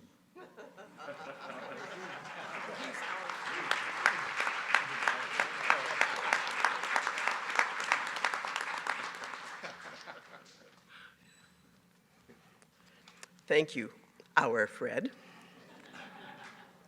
It's my extreme delight to be here and to bring you greetings from your sisters and brothers and siblings in Christ from the Evangelical Lutheran Church in Canada. I want to assure you that we have been praying for you without ceasing as you began to prepare for this General Synod, as you traveled here, and in the days that you were meeting while we were meeting, and still now, and still forever.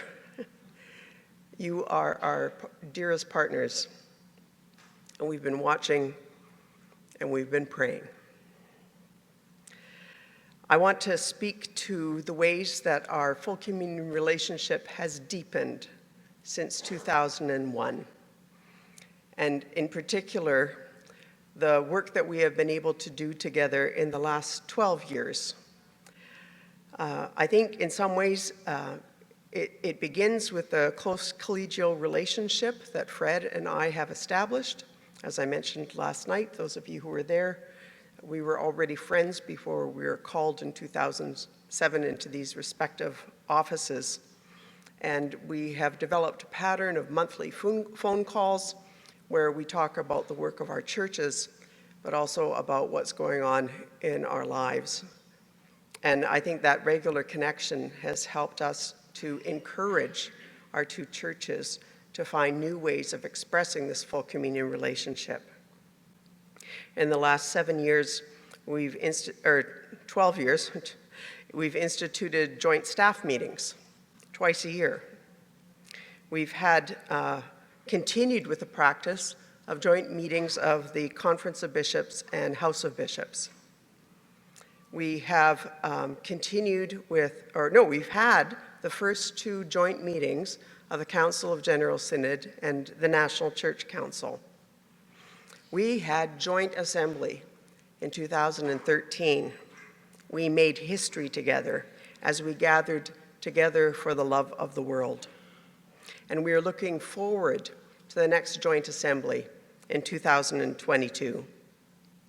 We continue to work together as we respond to the needs of our churches and society through a wide variety of joint letters addressed to our churches and to our country and to our hurting world. And we are growing into our understanding of shared work and even the possibility that the work we do separately is work done on behalf of the other. So one small example of that is I want to commend you fully for the work that you are doing to address human trafficking. When we talked about this, about whether it could be a joint venture, we had to say, as your partner, right now we don't have the capacity. We want you to do this, and we want you to know that you are doing this on behalf of both of our churches, and we will steal your resources. And that has shown growth in our relationship, that we can respect each other's work that way and trust each other to cover something for each other. The Joint Commission continues to oversee our relationship in ways that cheerlead us and prod us and create a vision of ways that we can move deeper and deeper into this relationship. And perhaps the most exciting thing is the over 80 expressions of full communion relationships that are taking place across the country, where in a variety of different ways, local congregations and parishes are working together in shared ministry or by sharing clergy or in a multiple other kinds of creative varieties. We have grown so that we have developed the practice of asking, can we do this together when we begin something new? Can we do this together? The ELCIC is blessed, and I mean that. We are blessed by our full communion relationship with you, and we look forward to sharing these gifts across North America.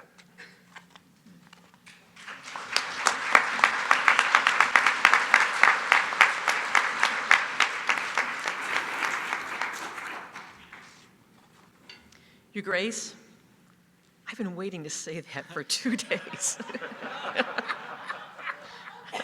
Madam Chair, members of the General Synod, thank you for this invitation to be with you for what is an historic event. I'm from the Evangelical Lutheran Church in America, and we have had a relationship now with the Episcopal Church. That's what you are, your tech now, just tech. You're actually the Missionary Society of something or other. Yeah, okay, the Episcopal Church in our country for now almost 20 years, and it's been a blessing as it has been between your church and the ELCIC. So I was told to keep it to 3 minutes, so I'll try to do that. Though I want to say thanks to Peter. When we were in Niagara Falls, even though it was terribly cold, I did get to Tim Hortons, so I was pretty excited about that as well. So I'm standing here before you as the incarnation, the representation and the witness to the new full communion partner the Anglican Church of Canada would get from this mutual recognition. I think that's very important for you to see what Lutherans in the States look like and you've made me feel so incredibly welcome. I heard that. My Lutheran sister's not making me feel welcome, but no, so incredibly welcome amongst you. So thank you for that. And I hope this is just a foretaste of our increased relationship and even deeper fellowship between our churches. We in the States have been enriched by our relationship with the Episcopal Church. We share witness and advocacy when we work in Washington, D.C., in sites of common ministry, notably campus ministry, and also as we're starting new church developments or church missions. We finally realized that when we were showing up in about the same town at the same time on the same property, that maybe we should work together when we're starting new congregations, and been able to do that. We've also been able to exchange priests and pastors, and like you, we have several congregations that are either union congregations or federated congregations, where they are Lutheran and Episcopalian at the same time. And I might add, I have personally been blessed by the relationship with Episcopalians, since my husband is an Episcopal priest. And we had two fruits of our ecumenical dialogue, Rebecca and Susanna.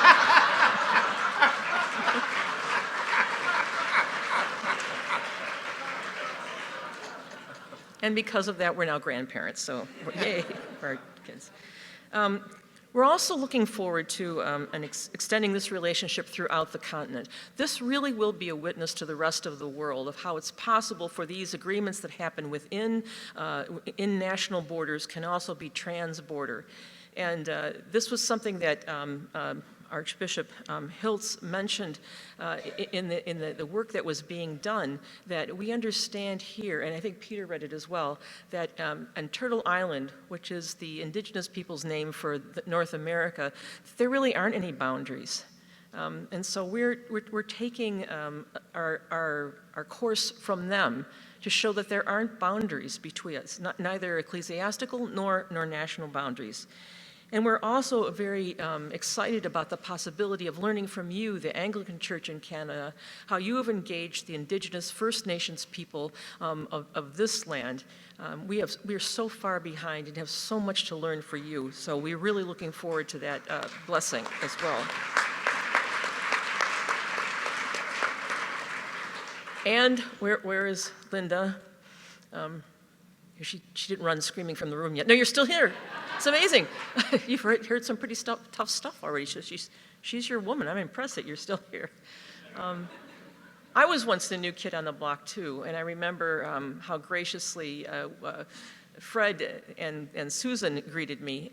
We had a meeting in Winnipeg in December, and you know, I grew up in Cleveland, Ohio, and it snows a lot there, and our office is in Chicago.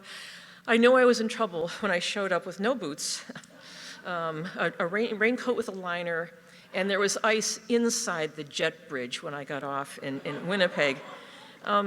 But the warm welcome, we used a liturgical resource from your church, Fred, and I think it was your occasional services book, or what we would call that. And I just thought this one prayer was so lovely that Fred said, take the book, take this hymnal.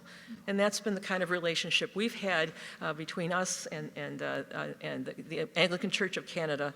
And I hope that we can continue on our part to be as much of a blessing to you as you have been to us. Thank you.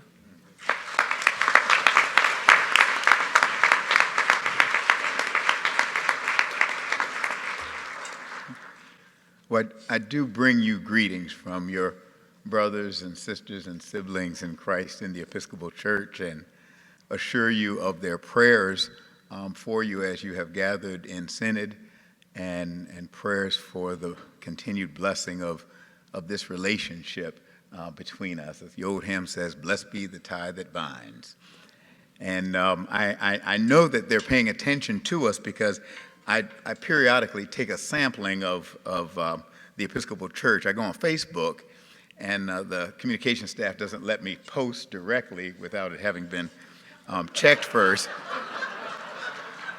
But I can go and look on my old Facebook page, and they call it lurking, which sounds real creepy, but anyway. So I go on Facebook and kind of get a sampling, so I know what Episcopalians are thinking and doing. You have to like wade through the pictures and videos of their cats, but eventually you get. And I noticed just last night and over the course of your gathering, people uttering prayers for you as you gather in Synod. You really are being held in prayer, and the ties that bind us are deep and real, and we thank God for that. This relationship, four-way relationship, really does reflect that. And I'm beginning to learn, and some of that's occasioned by, to some extent, our social and political context in the United States, which I won't go into now, but you know, anyway. But I have to admit that I'm learning that things you used to take, that you would almost take for granted, that you would think are just mild and incidental and ordinary, really are packed with extraordinary importance and significance. I remember that poem by Elizabeth Barrett Browning about Moses before an ordinary bush one day. And she said, "Earth is crammed with heaven and every common bush ablaze with God, but only he who sees takes off his shoes. The rest sit round and pick blackberries." That sometimes the ordinary things that we might take for granted actually are charged with extraordinary reality and spiritual power.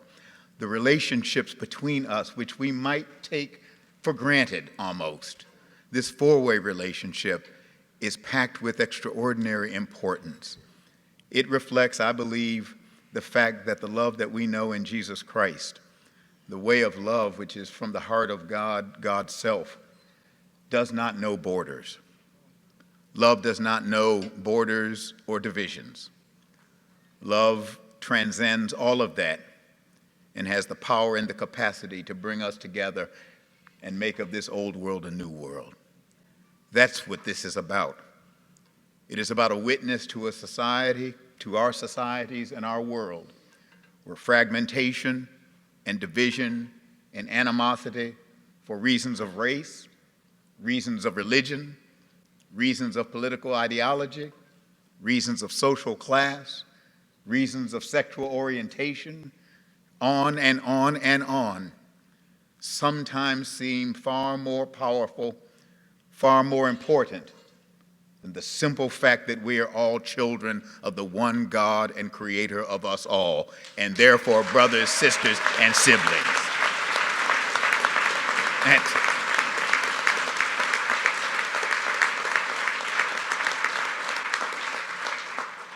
And our relationship is one that's real. I don't know where Linda is. I can't see through the lights, but I know she's out there. She's there oh, there she is. She's waving. But I was the new kid on the block, and it's just nice not to be the new kid anymore. But how well I remember not fully understanding what our four-way meeting was going to be, and then going and finding, oh, these are people who do what I do. And they're still standing. Linda, there's hope. Don't worry about it. There is hope. But the ties that bind us are real. I can't tell you how many times in our office in New York when something has come up related to our government and its policies, and there's a sign-off needed for me to sign on to a letter. Usually the first question out of my mouth is, did Presiding Bishop Eaton sign off? Check with the Lutherans, see what they're doing. Because I've learned the Lutherans really read the stuff first of all.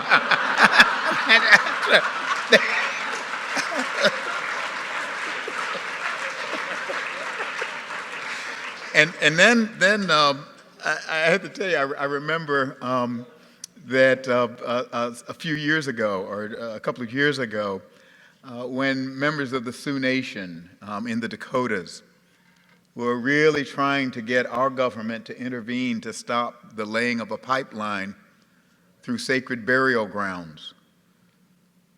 And there was resistance, and no one was listening. And Episcopalians there in the Diocese of North Dakota, their bishop and one of the priests on the Sioux Nation reservation wrote me and asked if I would come to bring some visibility to the church and religious communities. And I went. And when I went, I carried with me a letter from Archbishop Fred. And I read part of that letter standing there on the plains with the wind sweeping over a people seeking to maintain a sense of human dignity and self-determination, to protect sacred burial grounds, to protect their integrity as God's children. And I read your words, and it was like reading a letter from an ancient apostle. And it was a word of consolation and support, because love does not know borders. A word from a friend. Blessed be the ties that bind. And then lastly,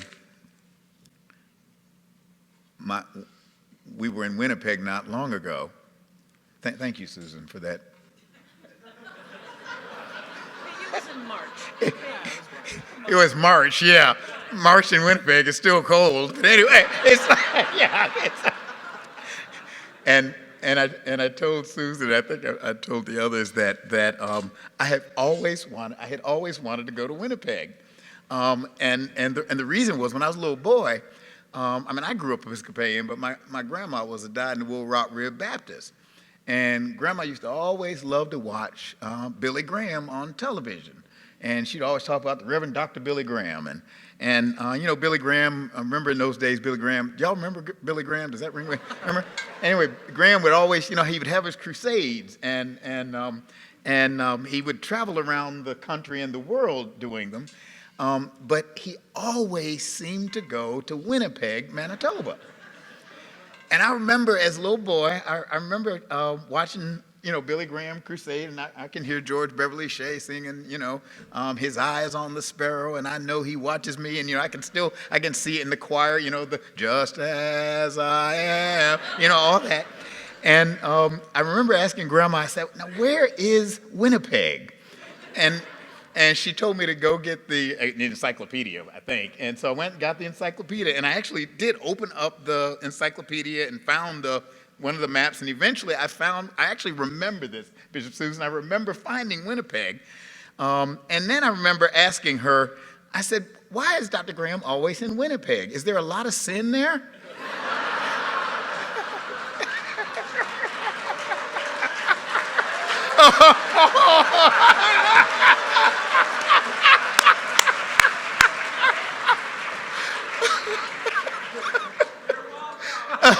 I know. Well, even as a child, I knew if he was going to the place of the most sin, he ought to be in New York for that. But on that winter day when we were in Winnipeg at our four-way gathering, I remembered a song that comes back from the 70s that said, it may be winter outside, but in my heart it's spring. This four-way relationship is spring that thaws the cold, that warms the heart, and that helps the world to sing again. God bless you.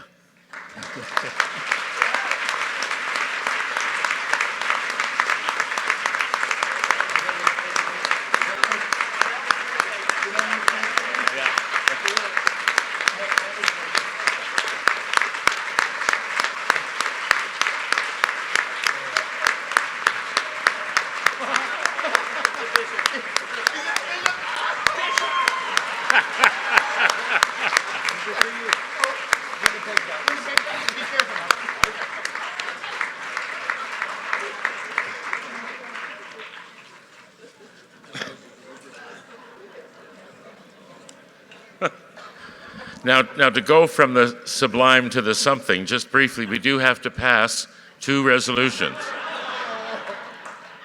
They're both non-debatable. The first one is is A151, the Memorandum of Mutual Recognition of Relations of Full Communion. It is moved by myself and seconded by Bishop Bruce Myers, Madam Chair. And it's now on the screen. That resolution is before you. A for yes, B for no, C for abstain. Please vote.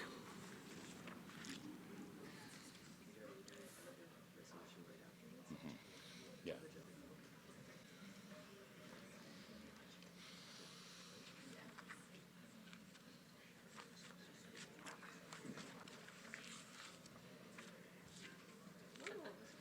This motion needs a simple majority. Has everybody had an opportunity? Wait for a second. Has everybody had an opportunity to vote?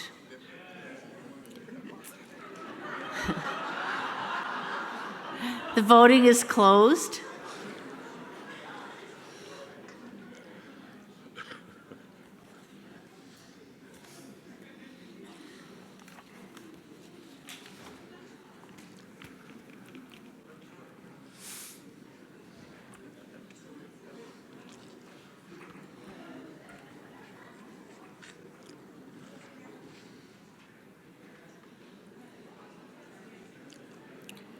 That motion is carried.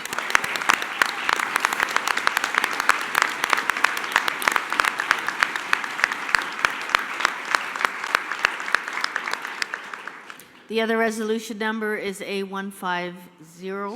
150. It receives the report of the Joint Anglican Lutheran Commission and calls on the Synod to continue that commission with work by the Primate and the National Office in terms of its population. It's moved by you, Madam Chair, seconded by David Jones, so maybe it should be moved by me. Yes, that would be a good plan. It'll be moved by myself and seconded by David Jones, also on the no debate list. Thank you. Okay, as it is on the no debate list, A for yes, B for no, C for abstain, and please vote.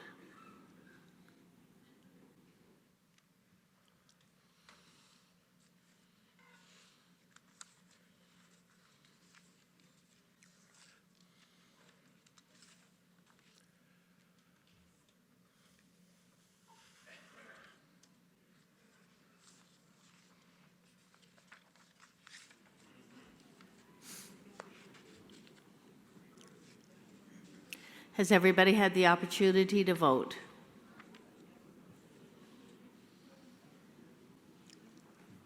Okay. Voting is closed.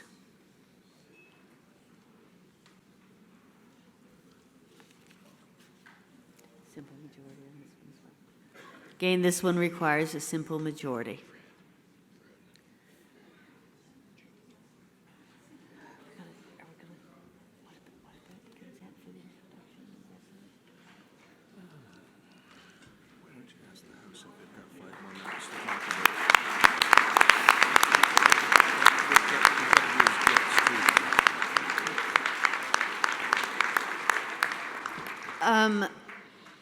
If you have patience for one more,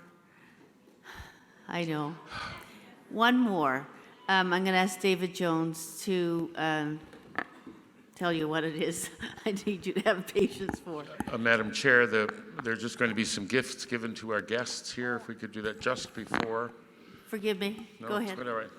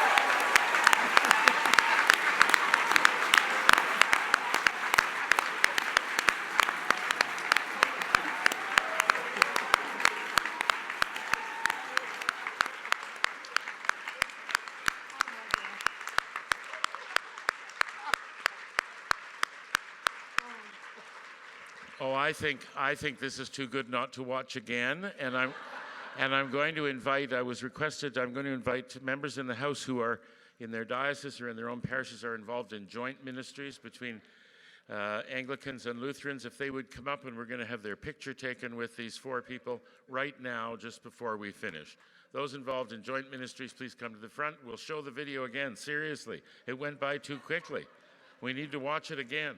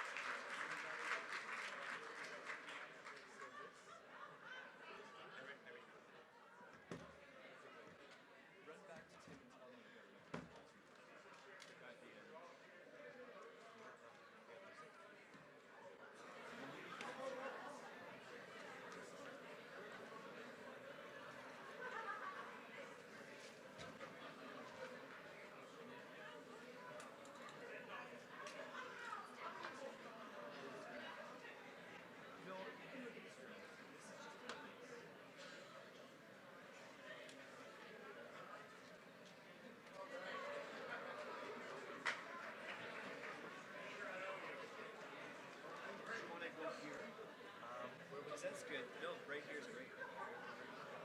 That will go exactly where you need me to go. So I was thinking where I got it.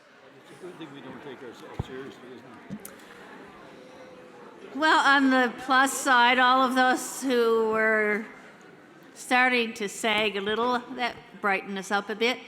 This will only take a few moments, so please give your attention to the Chancellor.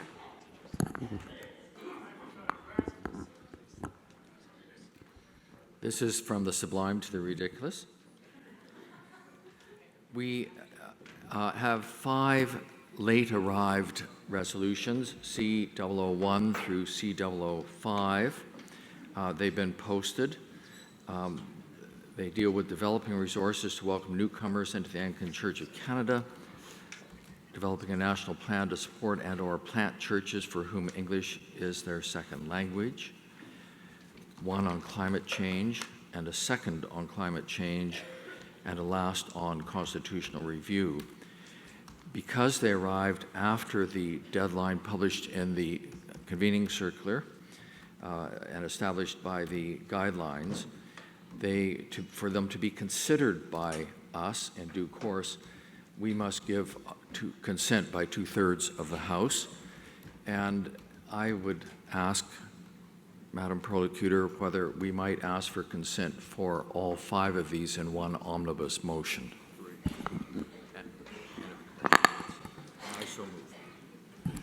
And I so move. Second. Seconded by Peter.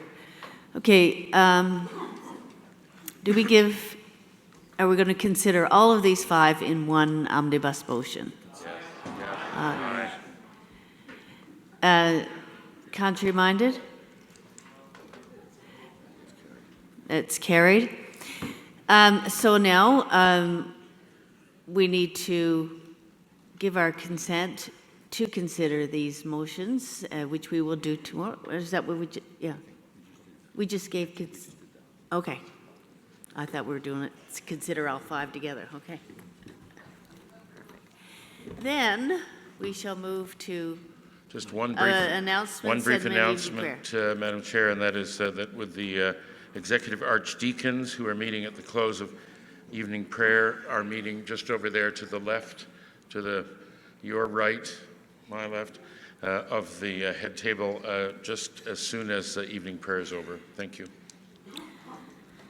And now our evening prayer.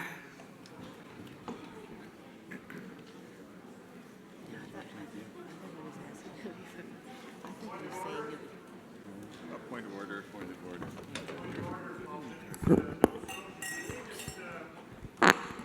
I don't think most people are aware that we voted to give consent to those motions.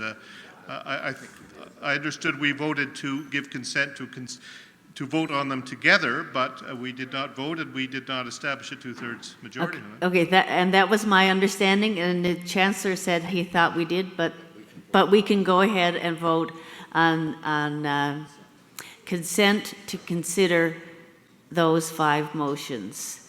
And that we will do, all those in favor of considering those 5 motions, say aye. Aye. Contrary minded, say nay. That motion is carried.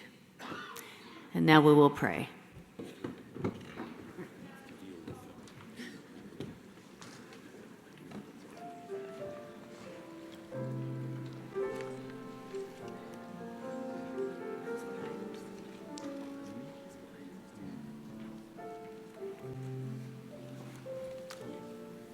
If you haven't already done so, please take a moment to have one person at each table light the candle. And as you are able, would you please stand?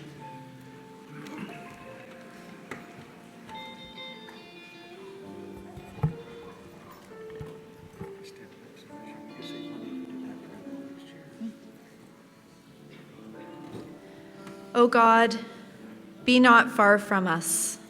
Come quickly to help us, O God.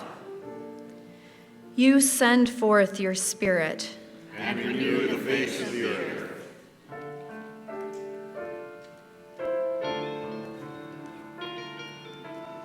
God of freedom, God of justice,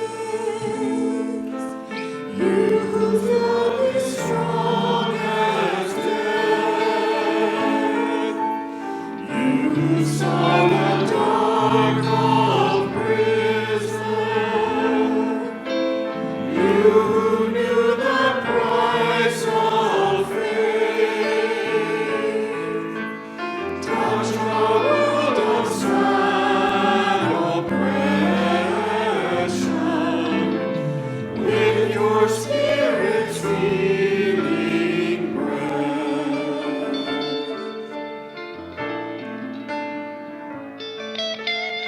Rid the earth of torture's terror, you whose hands were nailed to wood, hear the cries of pain and protest. You who shed the tears of blood, move in us the power of mercy, restless for the common good.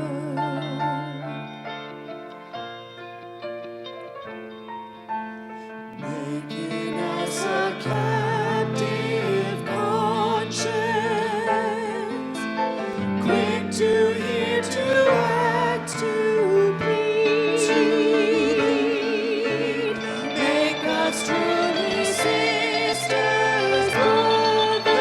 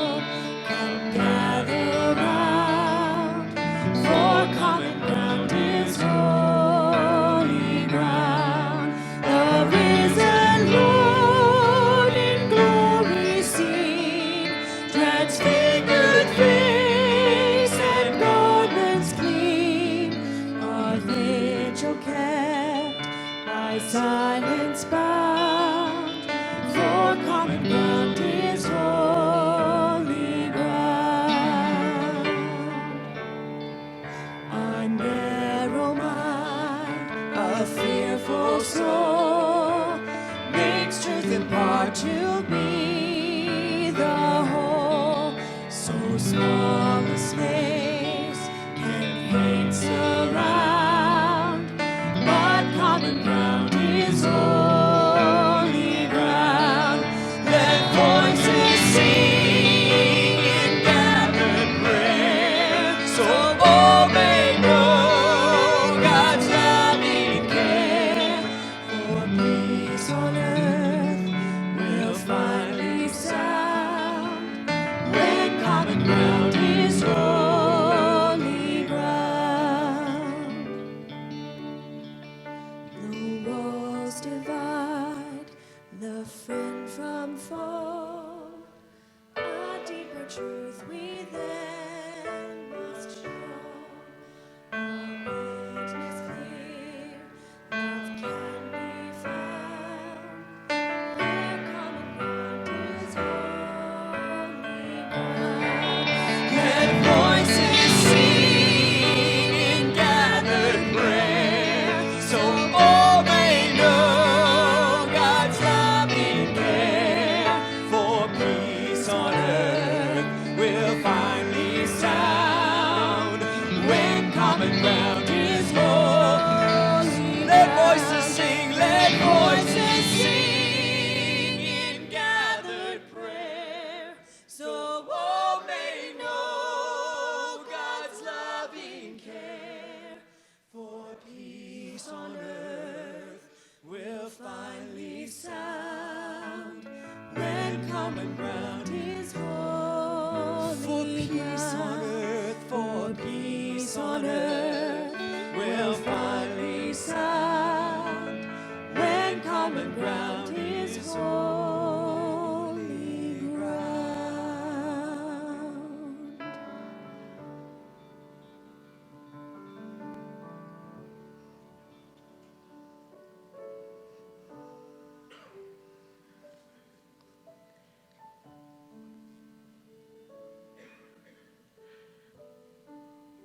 A reading from the book of Acts. Now those who were scattered because of the persecution that took place over Stephen traveled as far as Phoenicia, Cyprus, and Antioch, and they spoke the word to no one except Jews.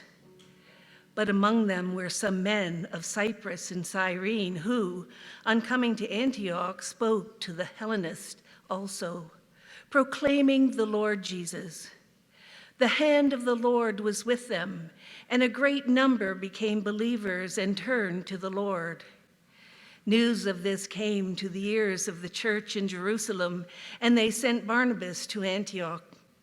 When he came and saw the grace of God, he rejoiced, and he exhorted them all to remain faithful to the Lord with steadfast devotion, for he was a good man, full of the Holy Spirit and faith. And a great many people were brought to the Lord. Then Barnabas went to Tarsus to look for Saul, and when he had found him, he brought him to Antioch. So it was that for an entire year they met with the church and taught a great many people, and it was in Antioch that the disciples were first called Christians. Hear what the Spirit is saying to the church. Thanks be to God.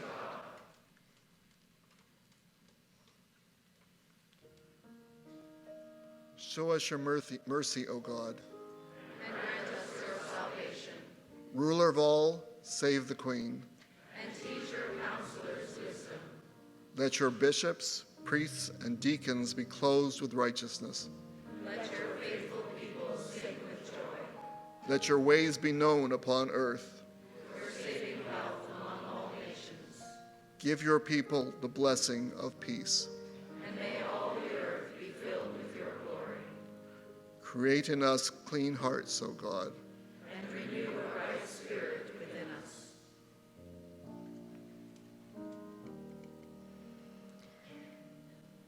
being made one by the power of the Spirit, and gathering our prayers and praises into the many languages God has given us, quietly so that all voices may be heard.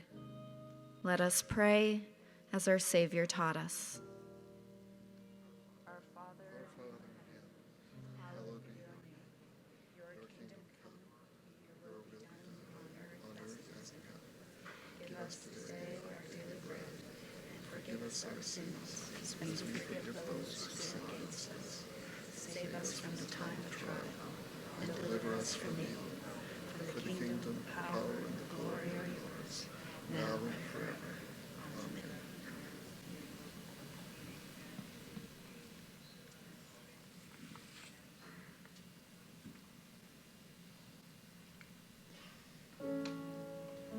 We're going to sing a song that isn't necessarily familiar, but it's quick to learn.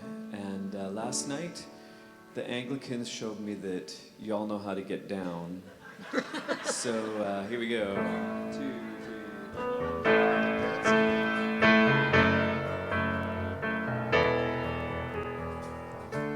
Let's get the guitar working here.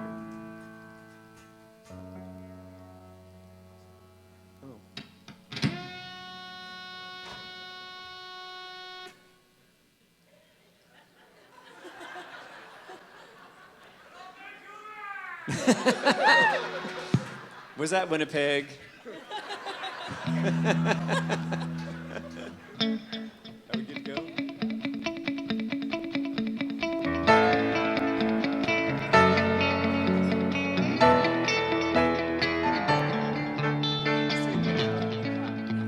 I'll be showing y'all how to clap again today, already? Go ahead.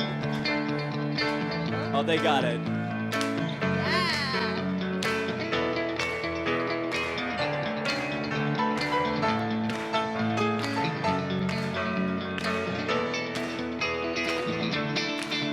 Oh God of burning, cleansing flame, send the fire. Your gracious gift today we claim. Send the fire today.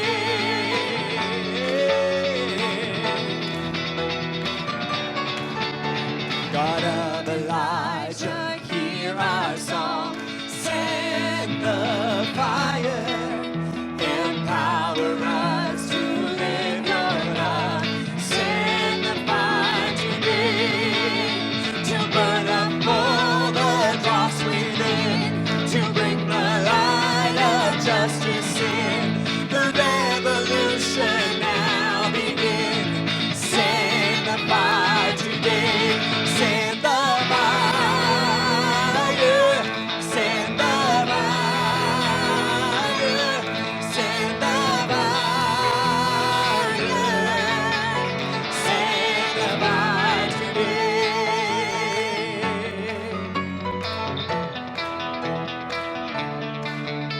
To make our weak hearts brave and strong. Send the fire. To give a hurting world your song. Send the fire today. We give to you, oh now we say. Our lives are all this very day. To fuel your work of love we pray. Send the fire today. Send the fire. Send the fire. Send the fire. Send the fire today. Let's sing that verse 3 again. To make our weak hearts brave and strong. To make our weak hearts brave and strong. Send the fire. To give a hurting world your song. Send the fire today. We give to you, oh now we say. Our lives are all this very day. To fuel your work of love we pray. Send the fire today. Send the fire. Send the fire.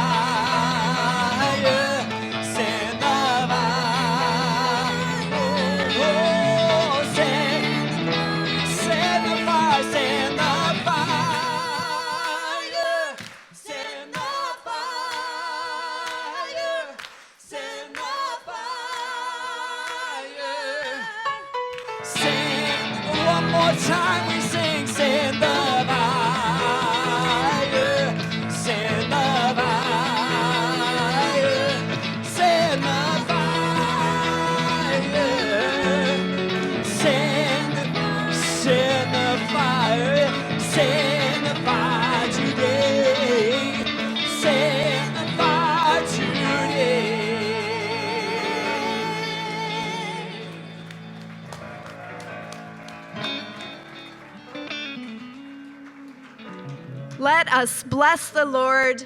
Alleluia. Thanks be to God. Hallelujah.